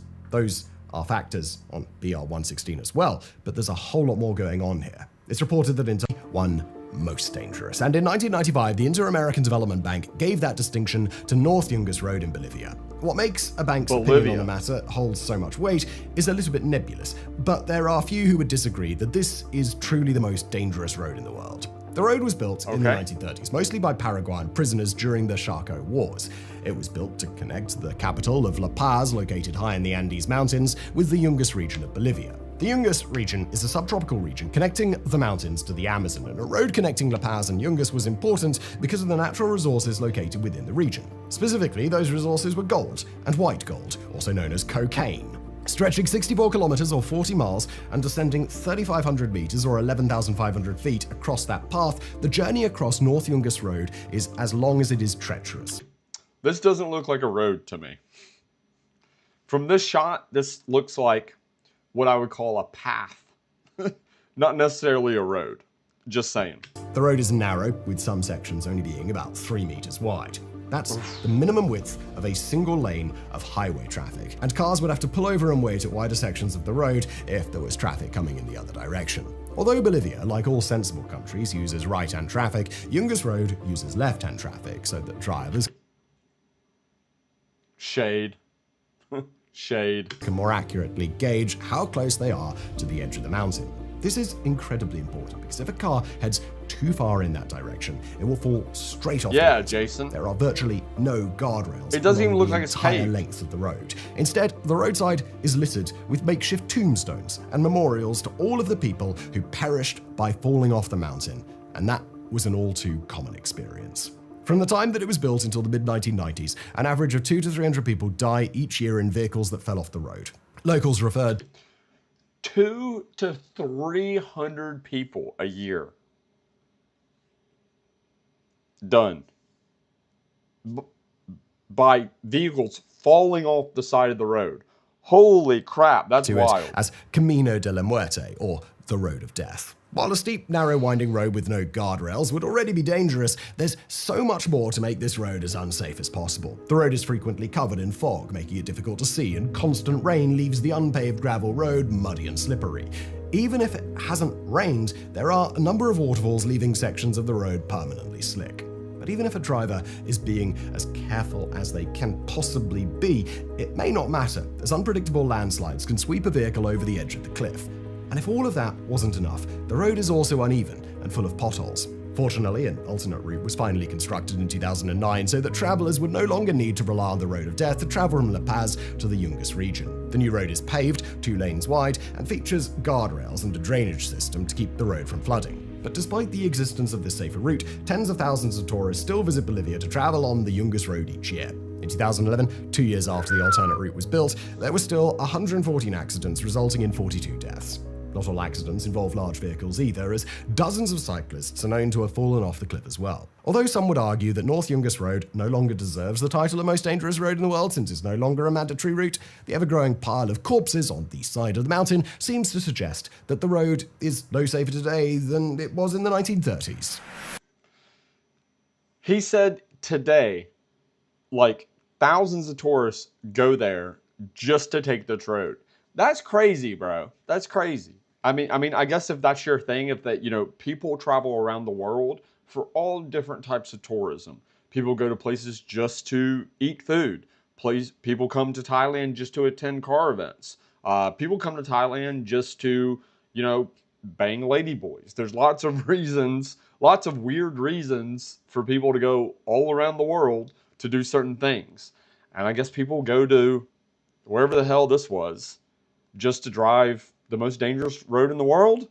I mean, a goat path with fog. Exactly. In my opinion, that was not a road. It was dirt and gravel. It was a path, not even a road. And they said the width of it was the same size as a single passenger car.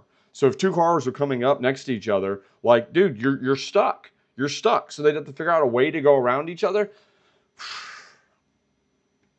No, thank you. Bolivia. That's what I thought. That's where I thought it was.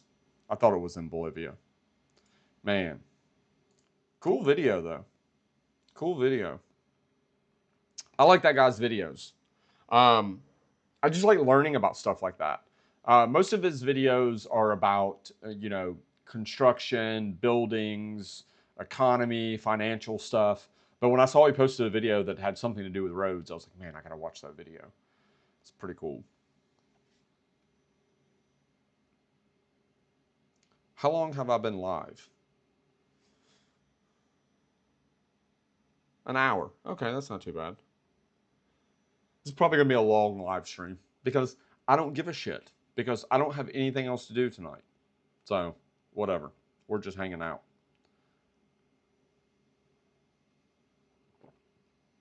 Still have 75 in the chat. Very nice. And I just finished beer number 2. We have 1 more beer to go. This is a strong beer, though. It's 6.0. So it is a pretty strong beer.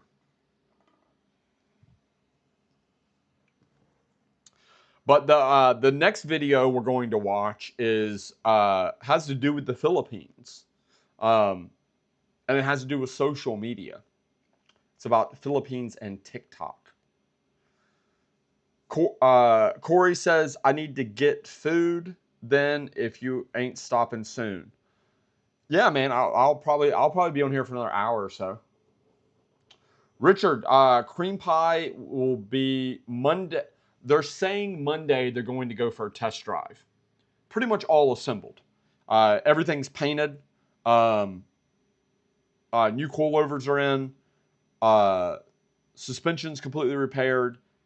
Everything's good to go. At this point, they're reassembling everything.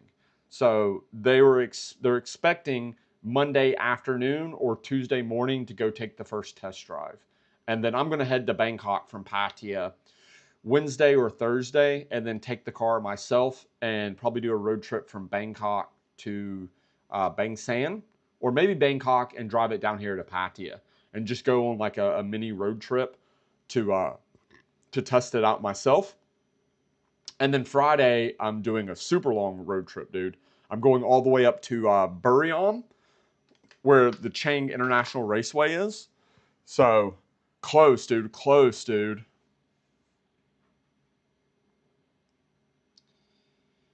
Yeah, Richard, man, I'm so excited to get cream pie back on the road. Finally. Old school lover. I am drinking a locally brewed IPA.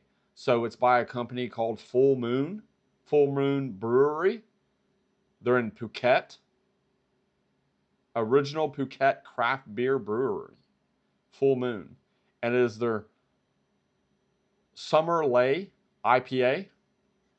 So it's a pretty good beer.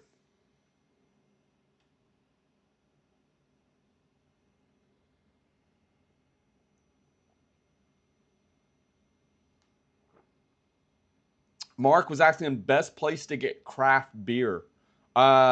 Really, it's not easy. It's not easy. It just depends on which town you're in. But I mean, if you're in Bangkok, it's pretty easy. You have to I mean, really, just get on Google Maps and search craft beer or brewery, and something will come up. But if just going into 7-Eleven or most grocery stores, you're just going to get Leo, Singha, Chang, like the very basic beers. It's not really easy to get like really good craft beer here, unfortunately. 6.0, those are light craft beers. They are, yeah. 6.0 is light for at most places, but here in Thailand, it's very strong. Most beers here are only 5.0. It's very rare to find like a 9.0 beer or something like that. Stagwar was asking about the guy in the Philippines that disappeared. I don't think so, dude. I don't think they ever found that guy. Expat.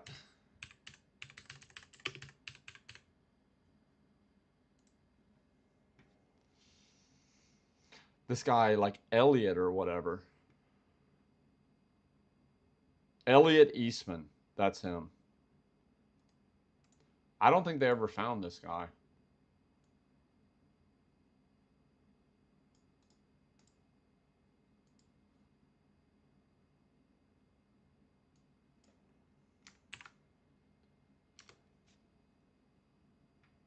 Oh, they did. They arrested 3 people.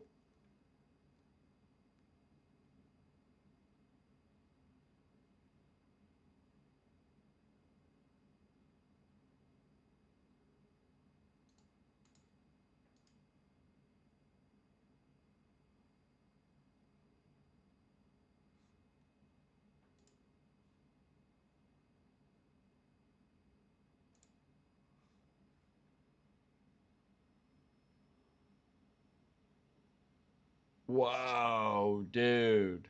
Look at this, guys. Hold up. Look at this. 3 persons of interest in Eastman abduction killed in clash. Uh, Posted November 13th, so just a few days ago.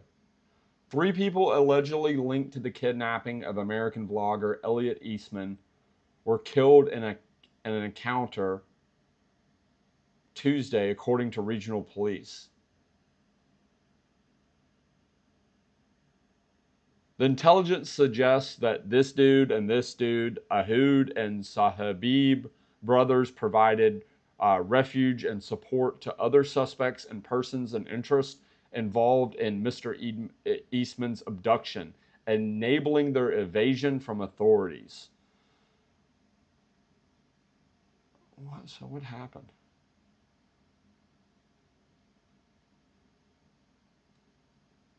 This guy was so stupid, man. So wait, did they get killed?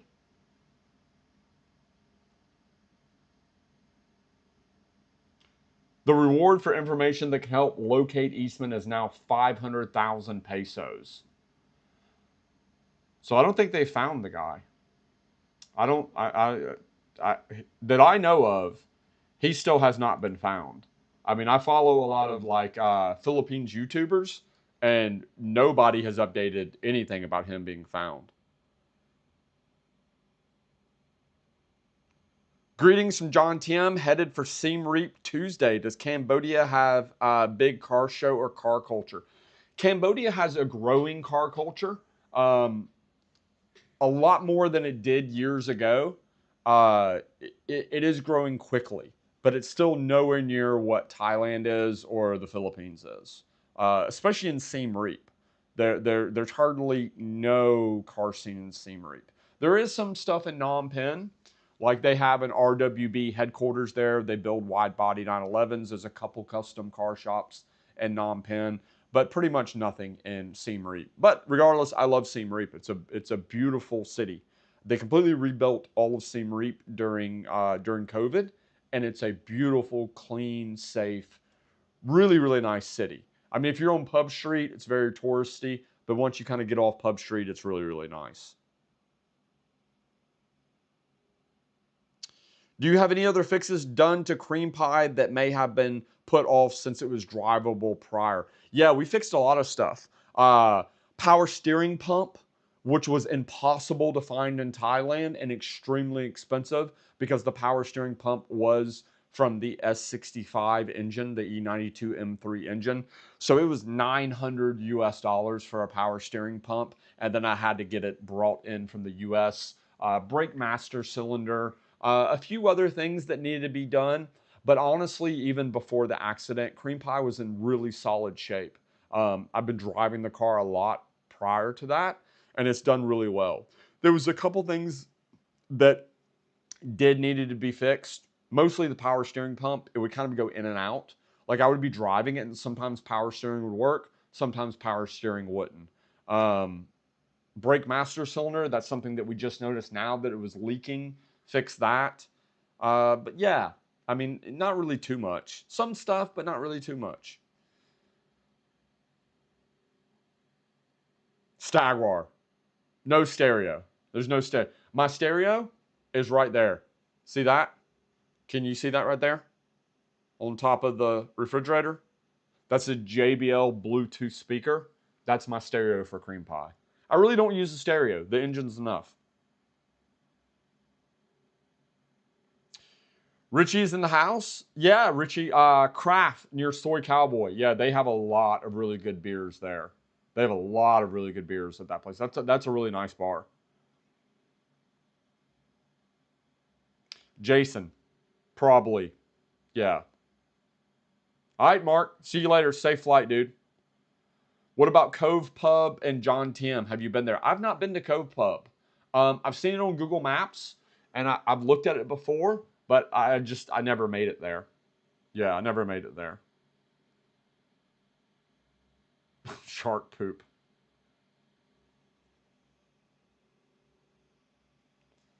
Scott is at Hilton Head. Very nice, man. I love Hilton Head.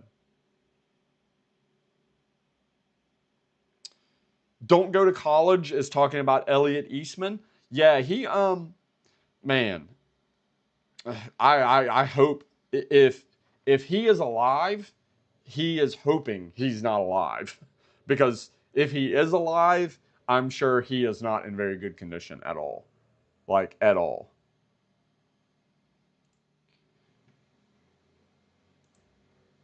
So this popped up recently as well, and it made me very, very curious. So I don't know how many of you I don't know how many of you guys are in like the podcast world. I really don't watch too many podcasts or listen to too many podcasts, but this is one of the most popular podcasts out there. It's called Bad Friends. And shit.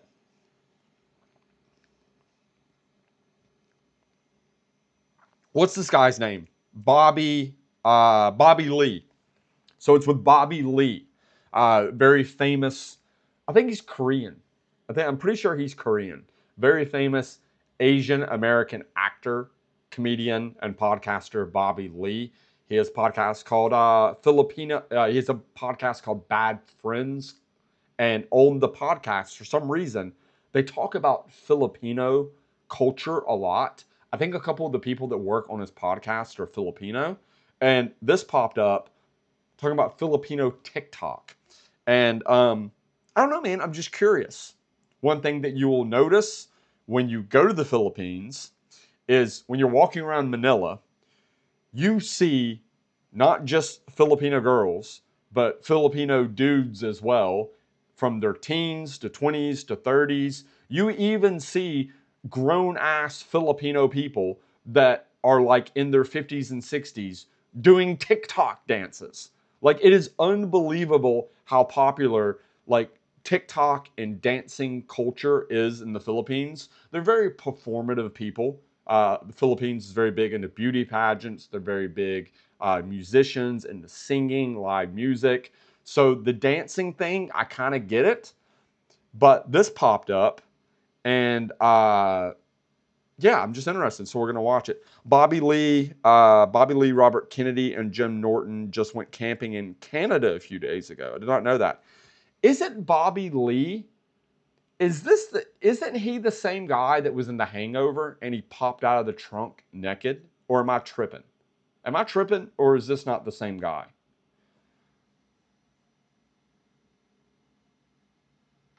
I don't know if he is or not. I have to find out. Bobby Lee Hangover movie.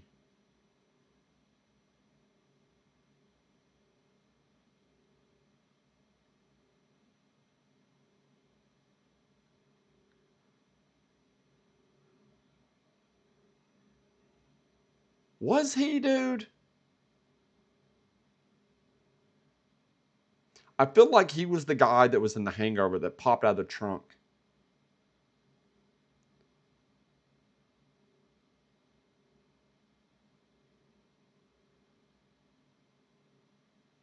I don't know. I don't know if I'm tripping or not. Oh, okay. I'm tripping. Okay, different guy. All Asian people look alike, remember? That's Ken Long. Okay. He's Chinese. Is Bobby Lee Chinese? I thought he was Korean.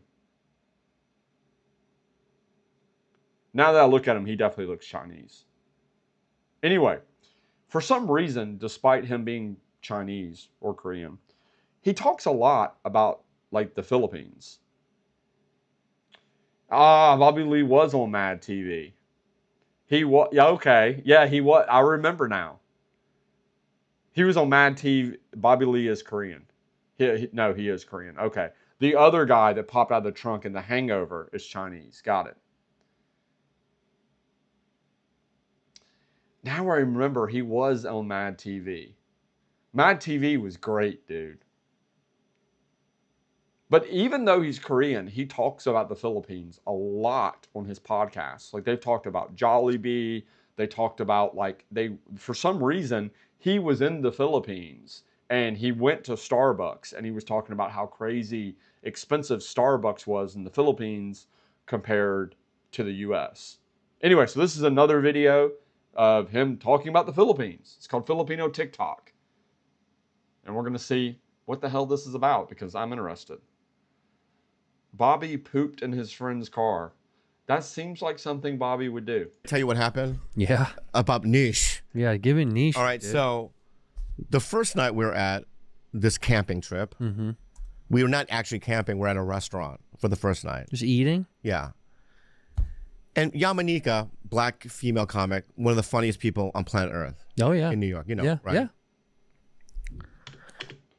Wait, his girlfriend is Filipino?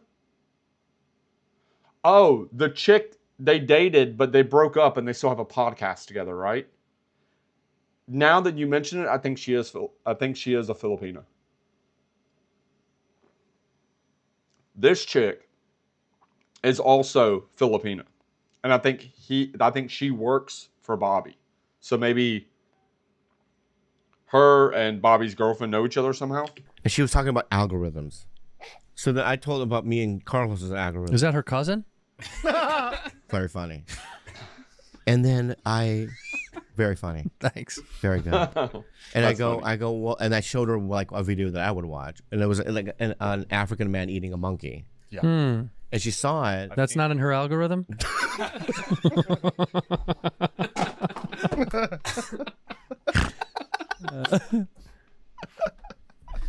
You And showed her a she- video of an African man she eating a monkey? started crying Yeah.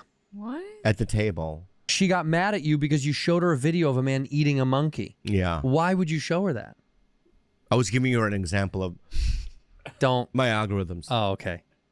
I shouldn't eat this. Can you take this away? Yeah, please, please, please, Now please, it's before cake. it makes... She's the ex-girlfriend's niece. Ah, that makes sense. Thank you for explaining this stuff to me, guys. Now the Intro. vomit's cakey. His ex-girlfriend, I can't remember her name. You guys probably know her name. Definitely hot. Definitely out of his league.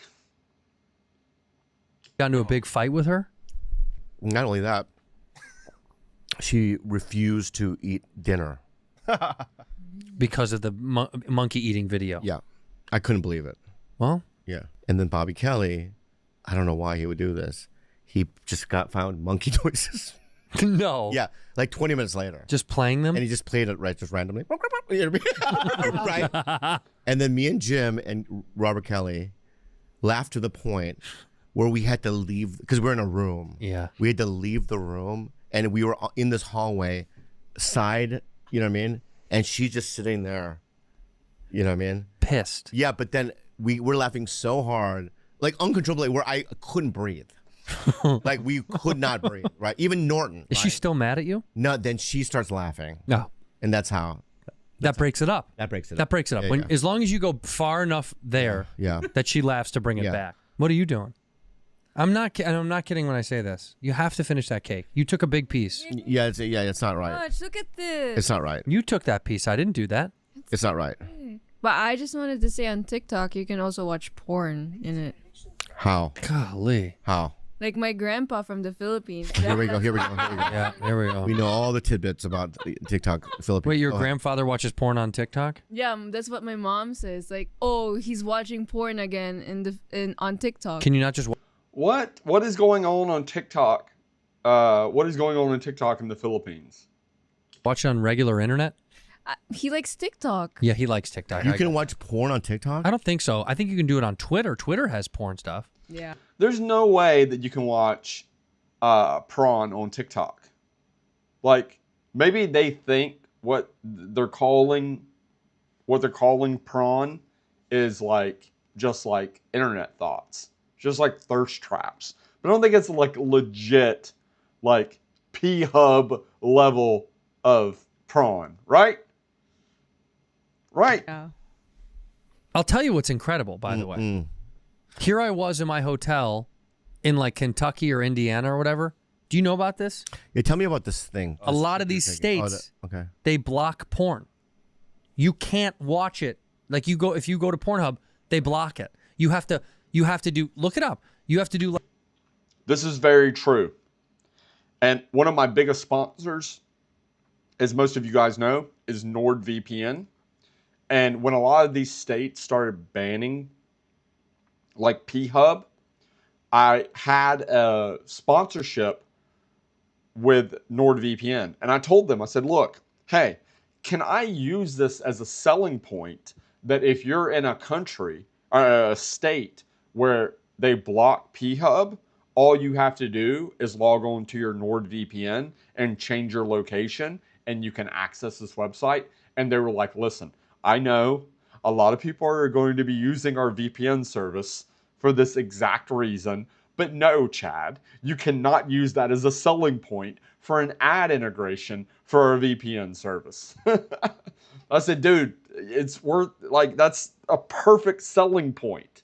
Like, so many of my people in my audience are going to get your VPN service just for that reason. But they were like, no. My grandfather watches Prawn, apparently. Like VPN. yeah, but if I didn't have a Exactly. VPN on my new phone, so you have to log in and register. Pornhub is blocked in Texas. All these places are they Yeah, want but not all sites.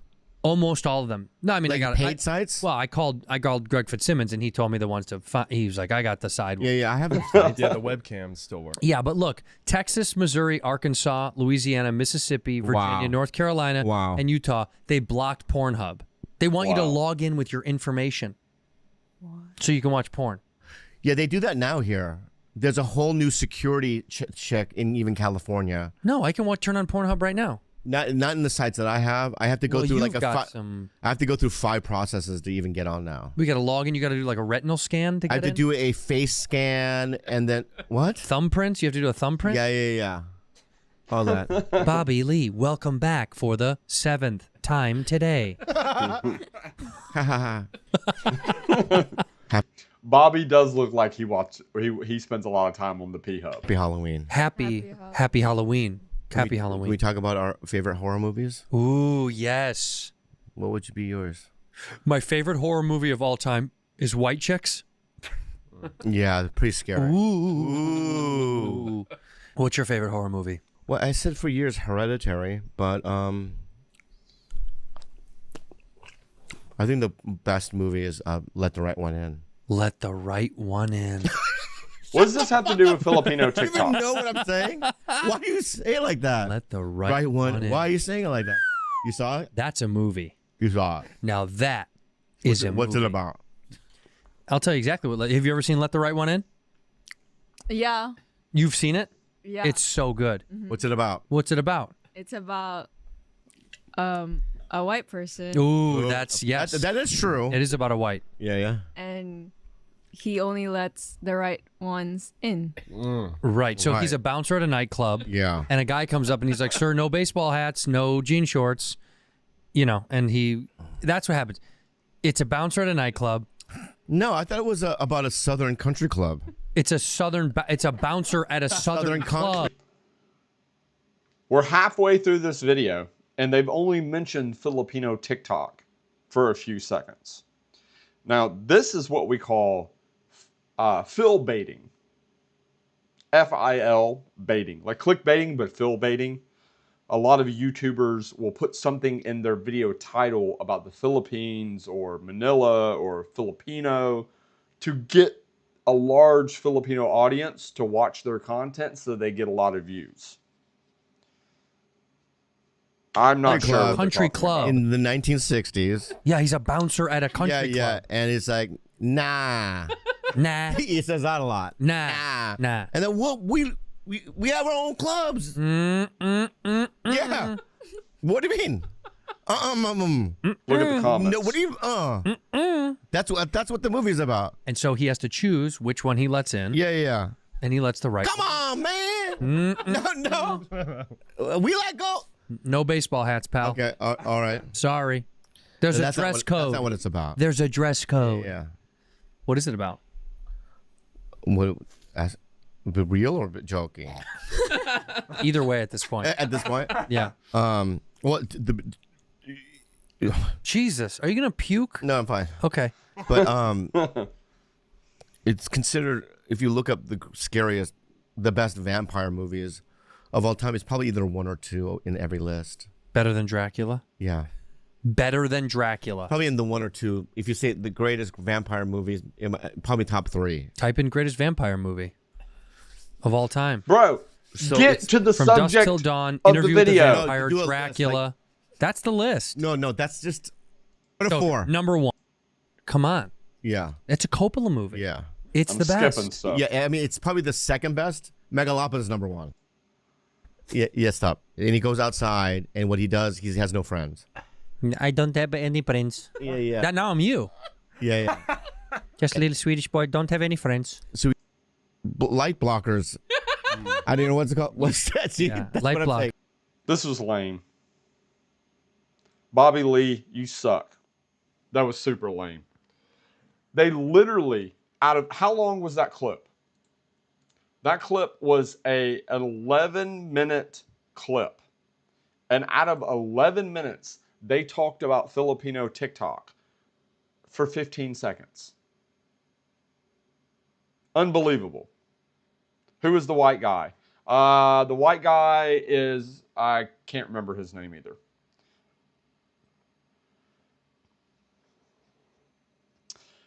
It was funny when Ari Shafir was messing with Bobby Lee, and Bobby started crying about it when Ari was trolling a bit, like he does.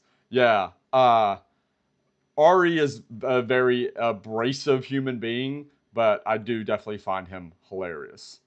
And Ari has spent a lot of time in Southeast Asia as well. We watched some videos about Ari being in Thailand and him attempting to.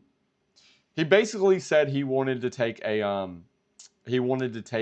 lady boy back to his hotel, and he tried to do it, and he couldn't perform. Ari's a crazy individual.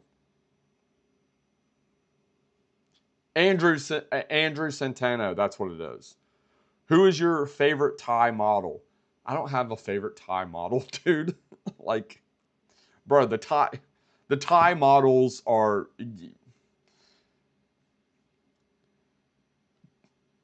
People will come over here thinking they want to go to the car shows and like pick up Thai models, bro. You're not picking up any Thai models, unless you're willing to give them like $3,000 or $4,000 a month allowance to live on, and you may see them once a month, bro. The Thai car models and stuff is like. People in my YouTube videos all the time, they leave comments when I go to the car shows and they see the models. They're like, oh, I would love to come over there and meet the models. You're not coming over here and meeting the models, bro. Like, they might flirt with me because it's like fun and because they know they're going to be on YouTube, but it's not what you think it is. Ari talking about Thailand a bunch. What got me in to visit there for the first time. Wow, that's pretty cool, Stagwar. Yeah, Spoy. Yeah, Spoy is fun. Spoy is fun. She has a great personality. She's cute. She plays the game, but like, trust me, like, it's all an act. It's all an act. Ari's very underranked in everything he does. Facts. Yeah. If all Asian women look alike, why get a car model? I actually prefer just the girls that you see at the mall here in Thailand over the car models. The car models, they have an insane amount of plastic surgery to meet the standard of the beauty standard of what very wealthy Thai guys want. The reason those models attend those car shows is not for the 5,000 baht they get to be a car model a day. Yes, they want that 5,000 baht, but the real reason they attend a lot of these car shows is it gives them an avenue to get what is essentially sugar daddies. Like, they're there to find sugar daddies. They're there to find guys that want to see them once or twice a month, and we'll give them 3, 4, 5,000 US dollars a month as an allowance. Let them drive their cars, let them live in their condos. And if you look, just because you're an American or Australian or British, or it doesn't matter if you're 22 or 42 or whatever, if you're not willing to provide the same benefits as the rich Thai guy does, they want nothing to do with you. I'm sorry, it's facts. I know it upsets people.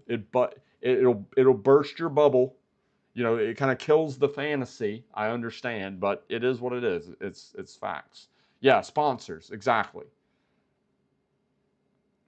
What do you think about Malaysia? Would you go back there? Malaysia's okay. Malaysia's okay. KL's a very nice city. It's very modern. It's very affordable. Me personally, one of the best things about Malaysia is the food. The food in Kuala Lumpur is absolutely amazing.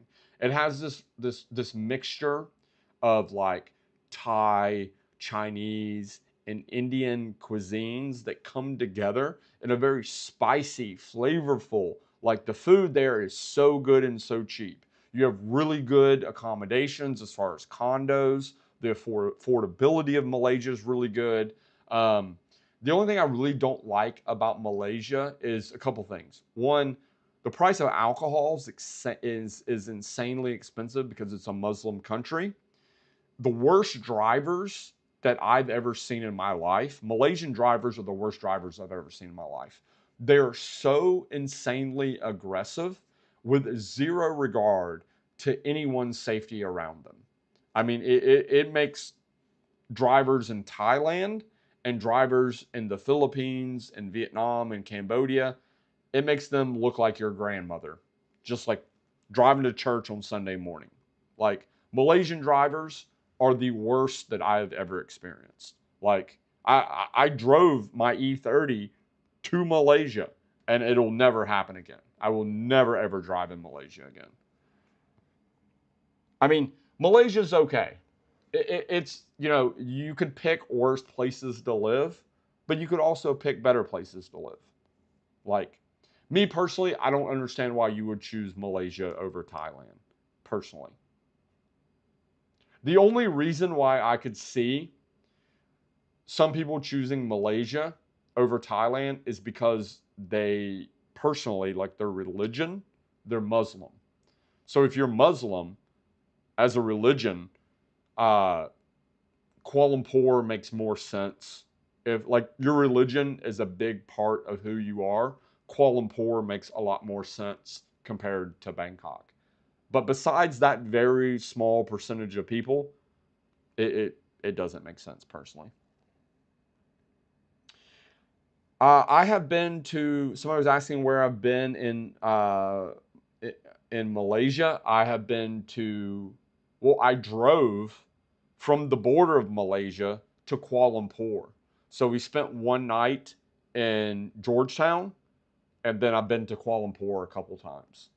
So how many Thai models do you have on allowance? 0, Ryan. There's no way in hell I'm gonna pay these girls $3,000, $4,000, $5,000 a month to go on a date with them twice a month. That's insane. Like, but there's a very big culture in Asia of it makes a man feel more like a man if he's able to provide financial support for these type of girls. It's like an ego thing. It's like, look at how much of a man I am because I can give you $3,000 a month as an allowance. It makes them feel like a man. Me, my opinion, that makes you a simp. Just my personal opinion. But, you know, the cultures are different. So,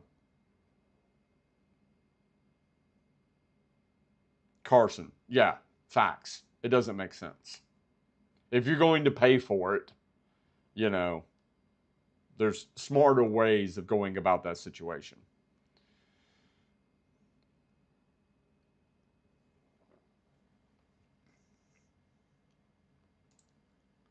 My friends, we have one more beer left.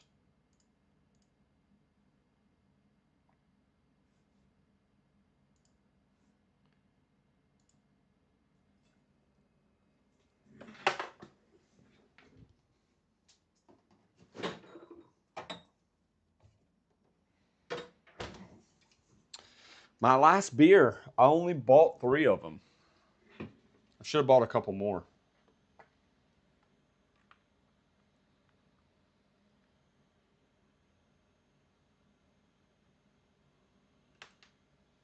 And all that said, I have one more video that I want to watch with you guys.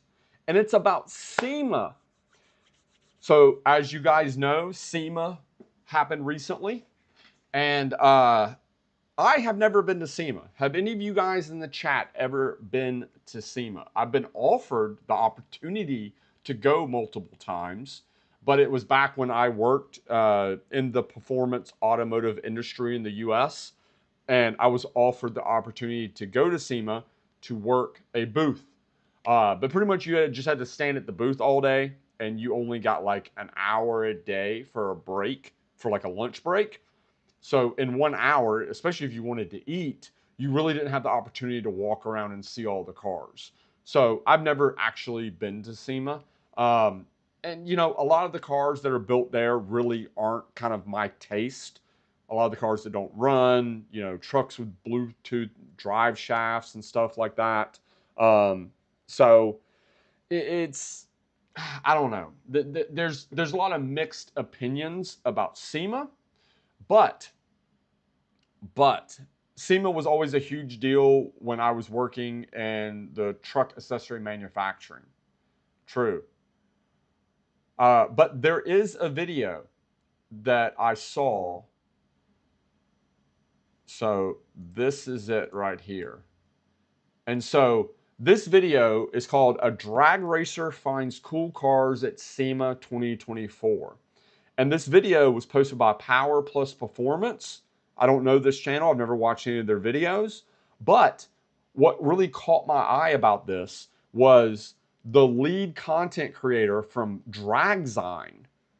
He's the one hosting this video. So Dragzine is like the only real official, like remaining drag racing magazine in the world.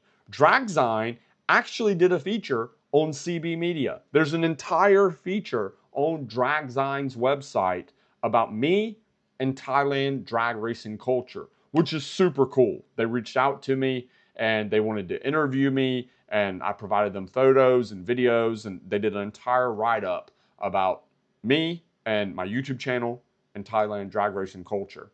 And so this guy, Brian Wagner, he's the lead content creator of Dragzine, and he's given you his personal favorite cars at SEMA. And this guy's a legit hardcore drag racer. He's not into show cars. He's not into BS. So these are his favorite cars from SEMA. So I'm interested to see what he's going to pick. What's up, everybody? Brian Wagner, lead content creator for Dragzine.com here at SEMA, which typically isn't a drag racing show. So exactly. This is definitely not, you know, this is normally not his cup of tea. But it being SEMA and it being the best builds, arguably in the world, there has to be a few really good, like badass, high horsepower cars at SEMA. And so this is why I wanted to watch this video, because I think he's probably going to pick the cars that I would also personally really like. A little bit of a fish out of water scenario for me in that aspect. Covered the show before when I ran Street Muscle Magazine, so I kind of know what's going on here, but it's a really, really cool show just for the sheer variety of what you are never going to see anywhere else. Being a drag racing guy at heart, I have different tastes than everybody else, you know. Old School Lover says SEMA is an expensive trip, both getting there and while there. Yeah, I think in my last live stream, I had a couple people asking me if I was going to SEMA this year. And I explained the same situation. I was like, there's no way, especially the round trip flights coming from Southeast Asia to go to Vegas, the cost of hotels in Vegas, the cost of food while you're there, the cost of going out drinking and networking and partying. I was like, dude, I'm going to spend, to go from Southeast Asia there and all expenses, there's no way I would come out cheaper than $5,000 US. And there's also no way that my SEMA video would make $5,000 US. So it just didn't make sense. So I didn't go. But I am going to Tokyo Auto Salon. So stay tuned for updates on that. That might cover the show, especially in the drag racing world. So I'm going to walk around SEMA, check a lot of stuff out. I'm going to show you my favorite cars here at SEMA. They don't represent anybody else's flavor or taste but my own. But in this world of variety, we're going to find some stuff that stops and makes me go, huh, that's pretty cool. I like this. All right, so we found our way into the off-road portion of SEMA. And of course, nothing cooler in my opinion than trophy trucks. You race RC cars. This is just a really, really big version of these things. I mean, how cool, you know, got all your gear back there. I think this is one of the open desert trucks maybe. I don't know. I just love it. It's cool as hell. Definitely hits that in my book. Big old knobatars. Then here we got giant shocks for all the suspension travel. A little bit of a different driver's compartment than I'm used to dealing with in there, but these things are just absolutely gnarly to watch.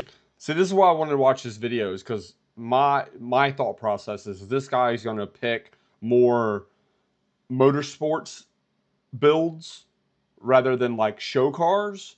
So a lot of these videos that you see about SEMA are going to be the show cars, the wide body Ferraris, the Skyline GTR, stuff like this. I'm thinking this guy is going to go more down the motorsports route, and we'll probably see some builds in his video that you're not going to see in other videos. I love watching them on Flow Racing when they have them on some cool off-roading stuff. But yeah, trophy trucks, always cool. Yeah, I agree. Well, as a drag that's racer, cool. of course, naturally, I'm going to find a drag car here. And That's what better cool. than Dyno Don Nicholson's championship-winning Pro Stock Mustang 2. Probably one of the only cool Mustang 2s you're ever going to see, but, you know, Dyno Don was an absolute legend in the Pro Stock world. And in general, just you look back through history at drag racing, he's one of the most prolific match racers back in the day, you know, stock, super stock, raced so many different kinds of vehicles. So it's cool to see a piece of history preserved like this, you know, back in the day when 8-second pro stock cars were the norm. You know, it's a little bit different than these days, but I mean, it's absolutely amazing. You're seeing, I can't really see inside, the camera won't pick, you know, grabbing gears and old school Linko, you know, like God intended with the pro stock car. I mean, That's cool. Really, really cool stuff to see something like this at SEMA. This, But like you said, it's a Mustang 2. Like, it has to be the only cool Mustang 2 in the world. I went to SEMA a few years ago. Hard to see it all. Lots of walking. Yeah, I heard you're going to get your steps in there. Easy 10,000 steps a day. I heard it takes a solid 3 days to see everything. piece of drag racing history from someone Dyno Don. Wish you could see what's under the hood if it was one of the John Cossey period correct Ford engines, but you know, we'll take what we can get. All right, so here's something that's definitely cool. Not your Whoa. typical Dodge truck style build. Dang.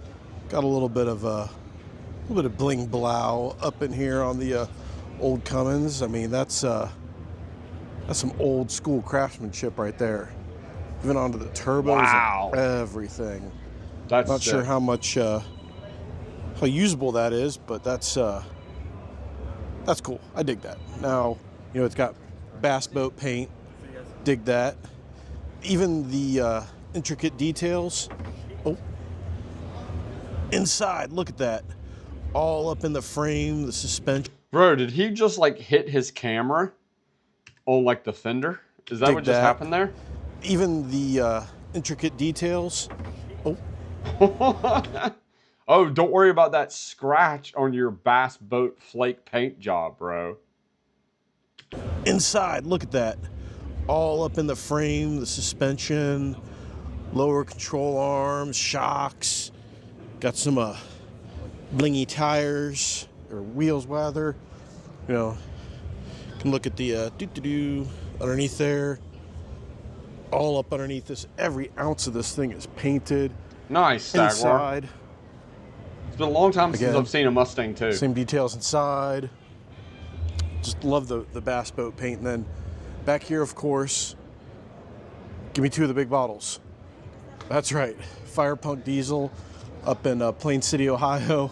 Helped out with this build. Lots of detail. I mean, that's wild, that's different. Then we can even see down here, up underneath, more of the same. That's See crazy, if we can dude. get a good look at this. I mean, the attention to Underneath here. detail is Da-da-da-da. unreal. There it is. There's the money shot. wow. Look at that. Totally wild. Functional. No. Don't care. Really cool in my book. All right, so I don't live in the off-road world, but that doesn't necessarily mean I can't like off-road stuff. And found this, I don't know what booth this is. Doesn't matter.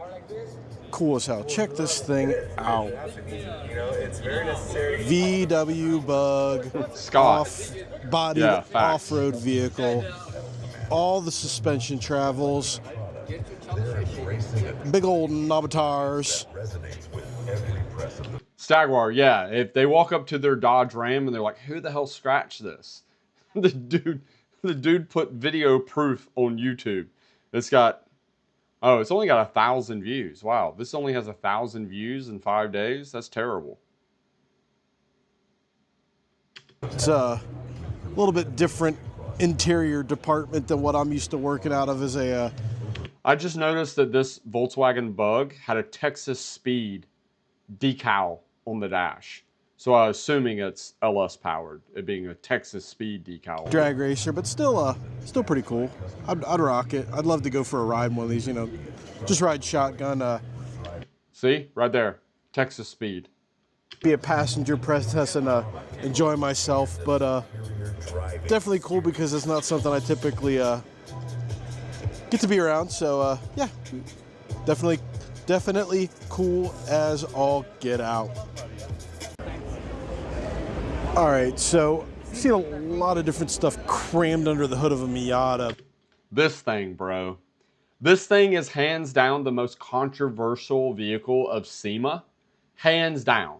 So if you guys don't know about this, it's an NA Miata. And if you look at it, you see that the intake manifold is the intake manifold that comes off a V10 Lamborghini Gallardo. And so most people just assumed that it had a Lamborghini V10 engine with a couple turbos strapped to it, mounted in the front of a Miata. But the owner of this Miata never said that it had a Lamborghini engine. It actually just has a Chevrolet LS with a Lamborghini Gallardo intake manifold. But apparently the car doesn't run either, so I don't know. But this is definitely one of the most talked about and most controversial vehicles of SEMA 2024. But small block Chevy, small block Ford, but a Lamborghini engine. That's a new one. That's cool. Twin turbo. Yeah, that's. So even this guy thinks it's a Lamborghini V10. It's a little wild. Interesting color choice as well, but definitely not something I would. Also, the color choice, the wheels, and the wing, in my opinion, kind of tacky. It's a little ricey, in my opinion.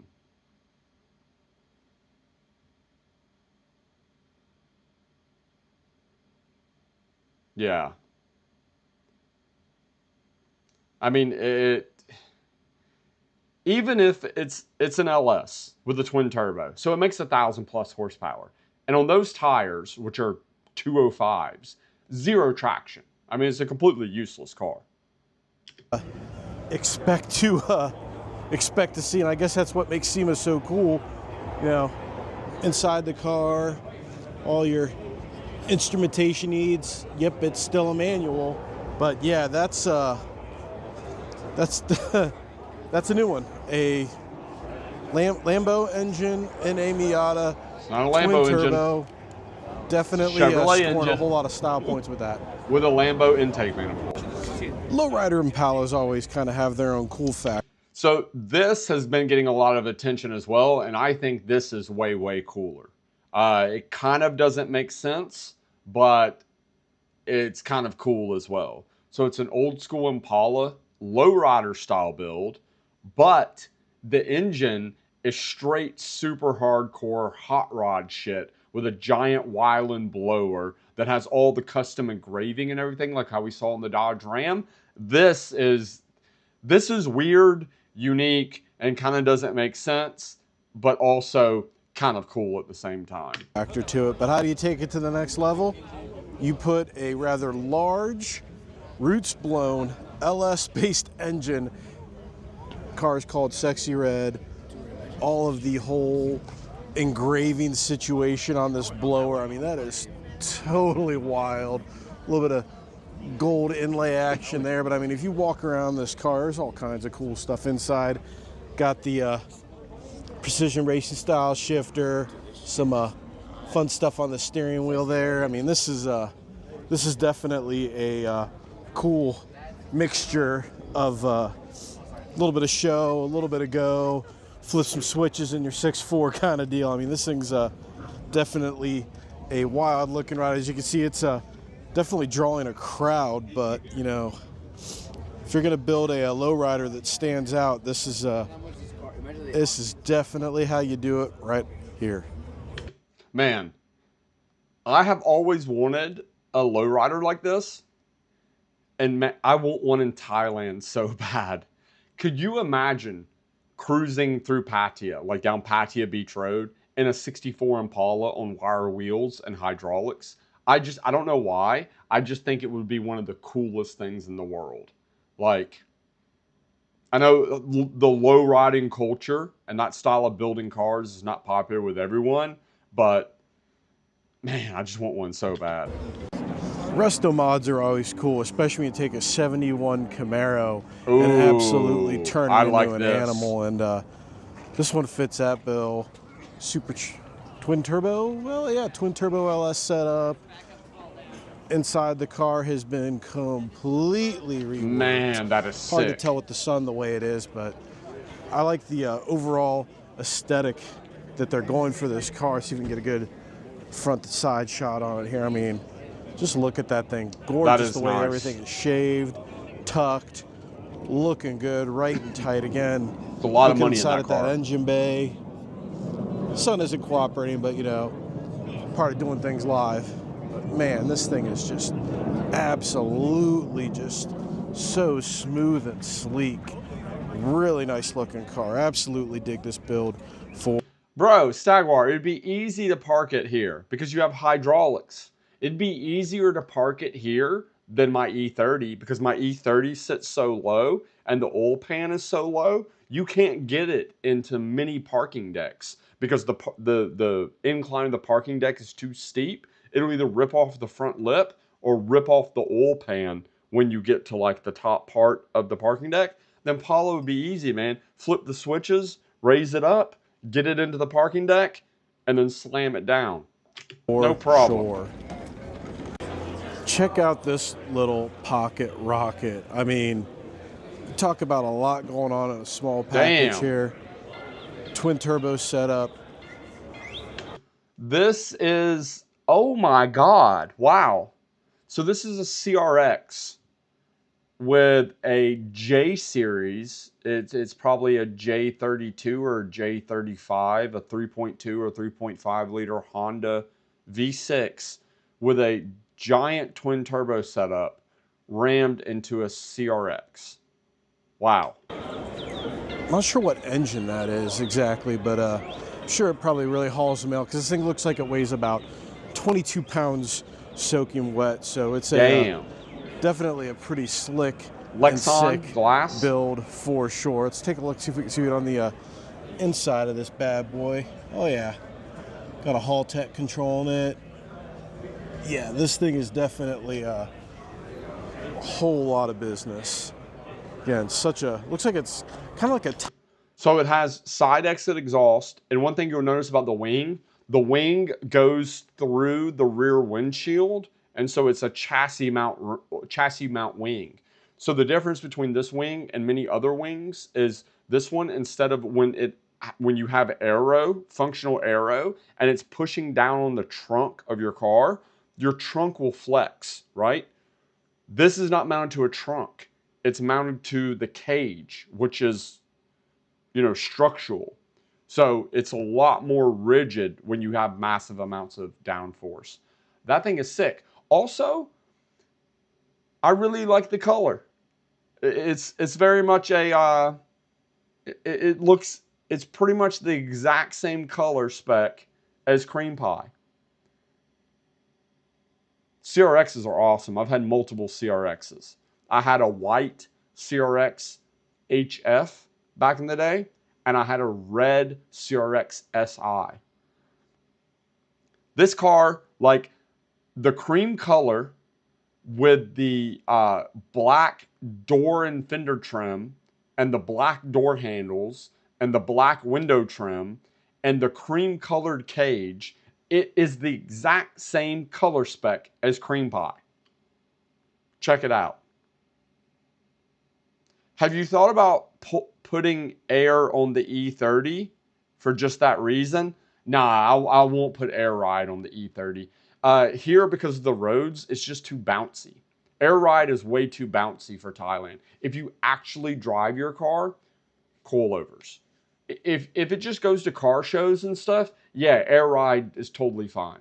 But because of the road conditions here, it's just too bouncy. I'm in the process of working with a sponsor on a very high-end coilover system for Cream Pie that actually has a front axle lift. So that should happen within the next couple months, and then that will solve that problem. Time attack build. I just kind of dig the overall aesthetic of the car, and then This you thing mix is in sick. That's a that sick level CRX. of horsepower. I mean, that thing's it is definitely pretty gnarly for sure. I would classify this as one clean build. Oh, running into a BMW. Man, that's a nice looking car. Would definitely cool. Belongs on the list. Would own. All right, so we found another cool car here, a 2012 BMW GT3 Z4. Wow. And again, this looks like something you'd see on Gran Turismo if you're playing it as a kid, building it. You know, really, really cool overall performance aesthetic on the car. But here's the cool thing. You've got your typical BMW power plant. You know, yeah, it's typical BMW fare. What's that? A crank-driven Pro.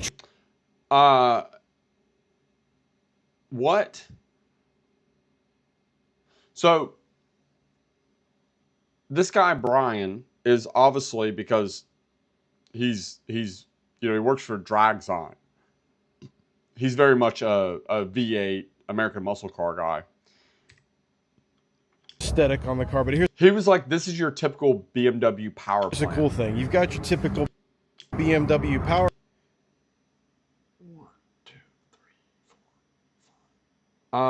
What engine is Plant. this? 1, 2, 3, 4, 5, 6. That has 6 on each intake plenum. It has 6 runners. So this has a V12 in it. I fit in the CRX very well. CRX has a surprising amount of room because it has no back seats. So I mean, you can be 6'4" and drive a CRX. Great. Now I'm looking at CRX ads. Man, very cool cars. Yeah, this has a BMW V12 in it. Holy crap. Oh yeah, it's typical BMW fare. Typical BMW. What's that? A crank-driven Pro Charger. That's Dang. wild. I would love to hear what So this this thing has sounds a like fired up, V12 because that's swap? not typically something you see With a Pro Charger. on any import really, but I mean, just really, really cool overall look of this car, and was not expecting to see a big old crank-driven Pro Charger on there. You know, Damn. definitely a serious engine package for sure. Looks like a time attack type of car, but man, that's wild. A Pro Charged BMW engine. Definitely not on my bingo card for this year. Inside, totally all business once again with the Hall Tech controlling it. That's cool. I like that. If I win the lottery, I think this is going to be like my third purchase. Oh, Lord have mercy! Found another cool drag car here, a CTSV. CTSV that's just been Nice. a little bit modified. Nice little touch here. I like the Oh, single turbo coming out that where the is Cadillac sick. symbol would be. Yeah, late model intake or late model engineering engine, single turbo setup. I think this is an all steel, all glass car, but definitely that intimidating black finish and look. Changed the car over to a solid axle setup, but you know, it's hard to beat a cool black Cadillac, and I mean, this thing is definitely a That's a well sick thought out CTSV. piece that made me stop and grab my attention just because of how clean it is. The plenty of chrome and horsepower on this one, that is for sure. So So there's one car you can never ever go wrong with building is the classic Toyota Supra. Always Yeah, typical BMW V12. it's a hard car to bro. mess up look-wise, but you know, Turbo 2J, absolute iconic engine that's found its way in a lot of stuff, but it just looks at home in one of these bad boys. I mean, just so nicely modded, cool color. Like I'm not really a fan of this kit. Like, it is so hard to do any type of body kit on a Toyota Supra, on a Mark IV Supra, and make it look better than just a simple lowered wheels and tires big brake kit look. Like, a Toyota Supra doesn't need a wide body. There's lots of cars that, in my opinion, look way better as a wide body car. A Toyota Supra is not one of them. Personal opinion. I dig the look of the Supras when they're built like this, and it's right-hand drive. So definitely a pretty cool car. Haltech controls on board, but yeah, I dig a Supra that has this whole kind of subtle modification to it. I wouldn't call this subtle. Again, the wide body thing is just, I don't know. It's not for me. Like, a stock body Supra lowered on a nice set of wheels with a big brake kit and, like, you know, good fitment and fat, sticky, meaty tires, in my opinion, wins over this every day. Well, if you're going to build a Personal opinion. Chevelle, you need to step things up a notch. Damn, You see dude. Look at this Chevelle. Bro, this thing is like slammed. Slammed. Like, this has to be on air ride. This thing is tucking half the wheel. It is tucking like the center caps. You can barely see the center caps. Dude, that's the Barris kit. It's one of the nicest kit for the Supra. Yeah, Barris does make very nice kits. And I'm sure it fits really well, and I'm sure it's very high quality. And again, it's just personal opinion. Like, I like Barris stuff. When I was just in the Philippines, I saw a Barris GR86, and I really, really like that car. But just personal opinion for the Mark IV Supras. Stock body, lowered, nice wheels, good fitment, meaty tires, big brake kit. Looks better than any wide body kit on a Supra. Personal opinion. Anyway, do you see how slammed this Chevelle is? built about 10,000 different ways, and they've all been built the same in some aspect, but this thing, holy cow, look at this. The interior is really, really nice. I really like all this like recessed LED stuff. The interior is sick. You know, it's not your typical color you would see on a custom car. Absolutely slammed. I also, do you notice the, I'm sorry, I'm pouring a beer. Do you notice the exhaust comes out on the like rear quarter panel, right behind the rear wheel? That's really nice. Fills up those fender wells with a whole lot of wheel and tire. And What then engine? under the hood, they didn't LS skimp there. with a Whipple. Nice Whipple LS, but man, this thing is absolutely just sharp. That's the word I would use to describe it. It just looks sharp.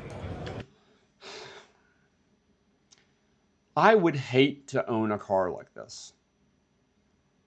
It is so nice. Like when you looked at the engine bay, how shaved everything is, how perfect everything is.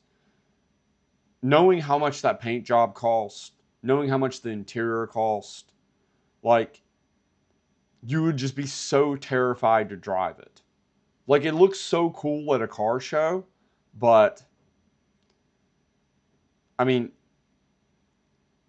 this is a $500,000 build, and I don't know if I could ever bring myself to actually go drive and enjoy this car like what I would want like how I would want.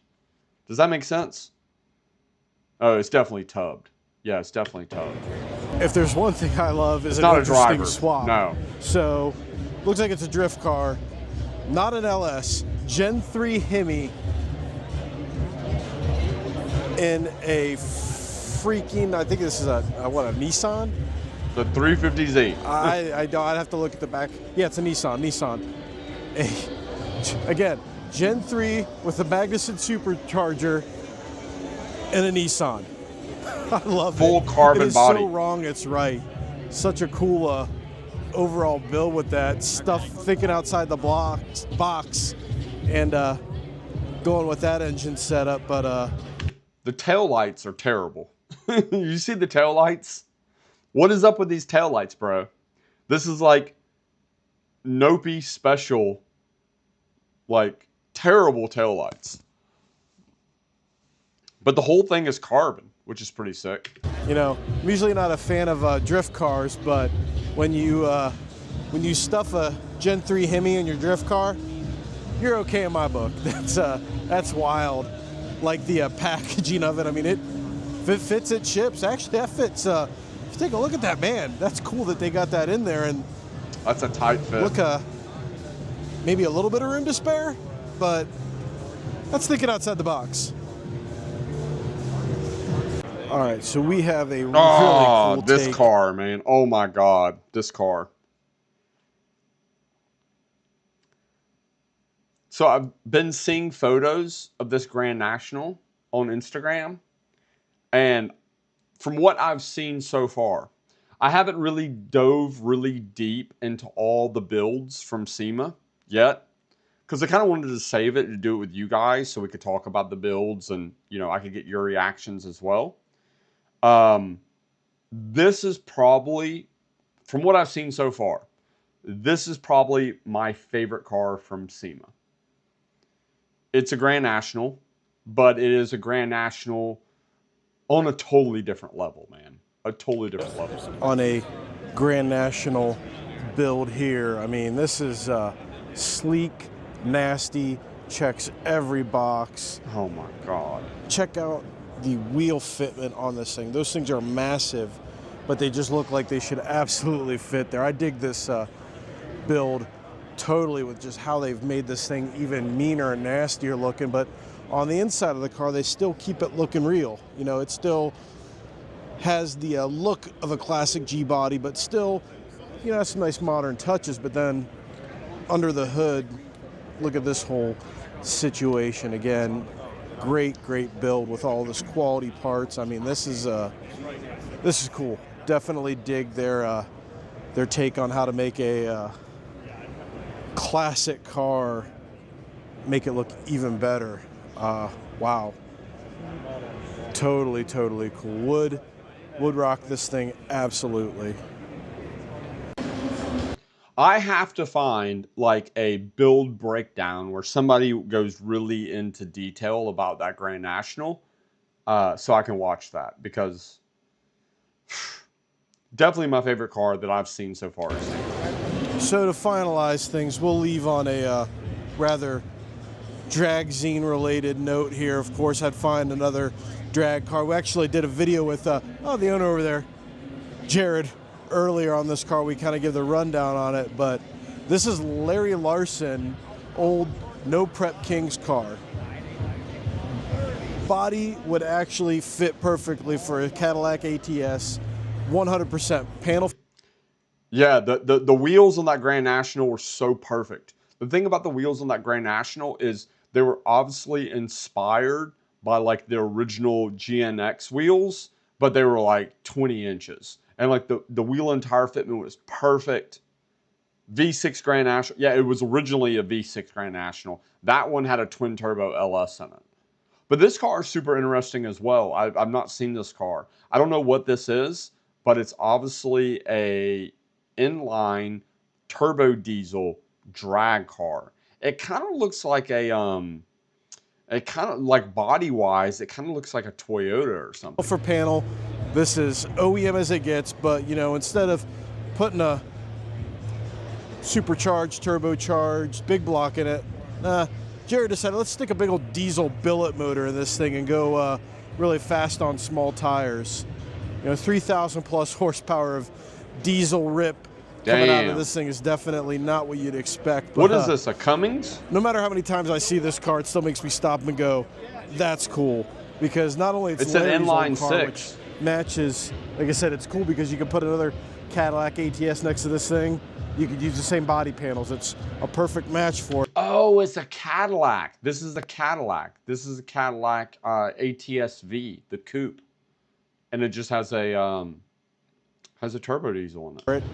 Jared decided to go diesel racing with it, so I'm gonna go. Right there, you can see in the background, Cummins-powered Cadillac ATS-V Jared Ring. That's a very unique build. That's super unique. Check out some other cars. Plenty more stuff here. I could spend 2 days making videos here at SEMA, but that's all really I got time for. And make sure you check out our other videos on dragzine.com. Yeah, so he just said, he was like, I could spend another 2 days here at SEMA making videos. Everybody that's actually been to SEMA, that has attended to create content there, has told me, man, like, you can legitimately walk the floor of SEMA filming content for 10 hours a day for 2, even 3 days and still not really see everything. I would like to go one year, maybe 2026 I'll make a trip to Vegas. But again, it's just difficult for me because coming from, if I'm in Southeast Asia, getting there is you're going to spend $2,000 round trip for an economy flight.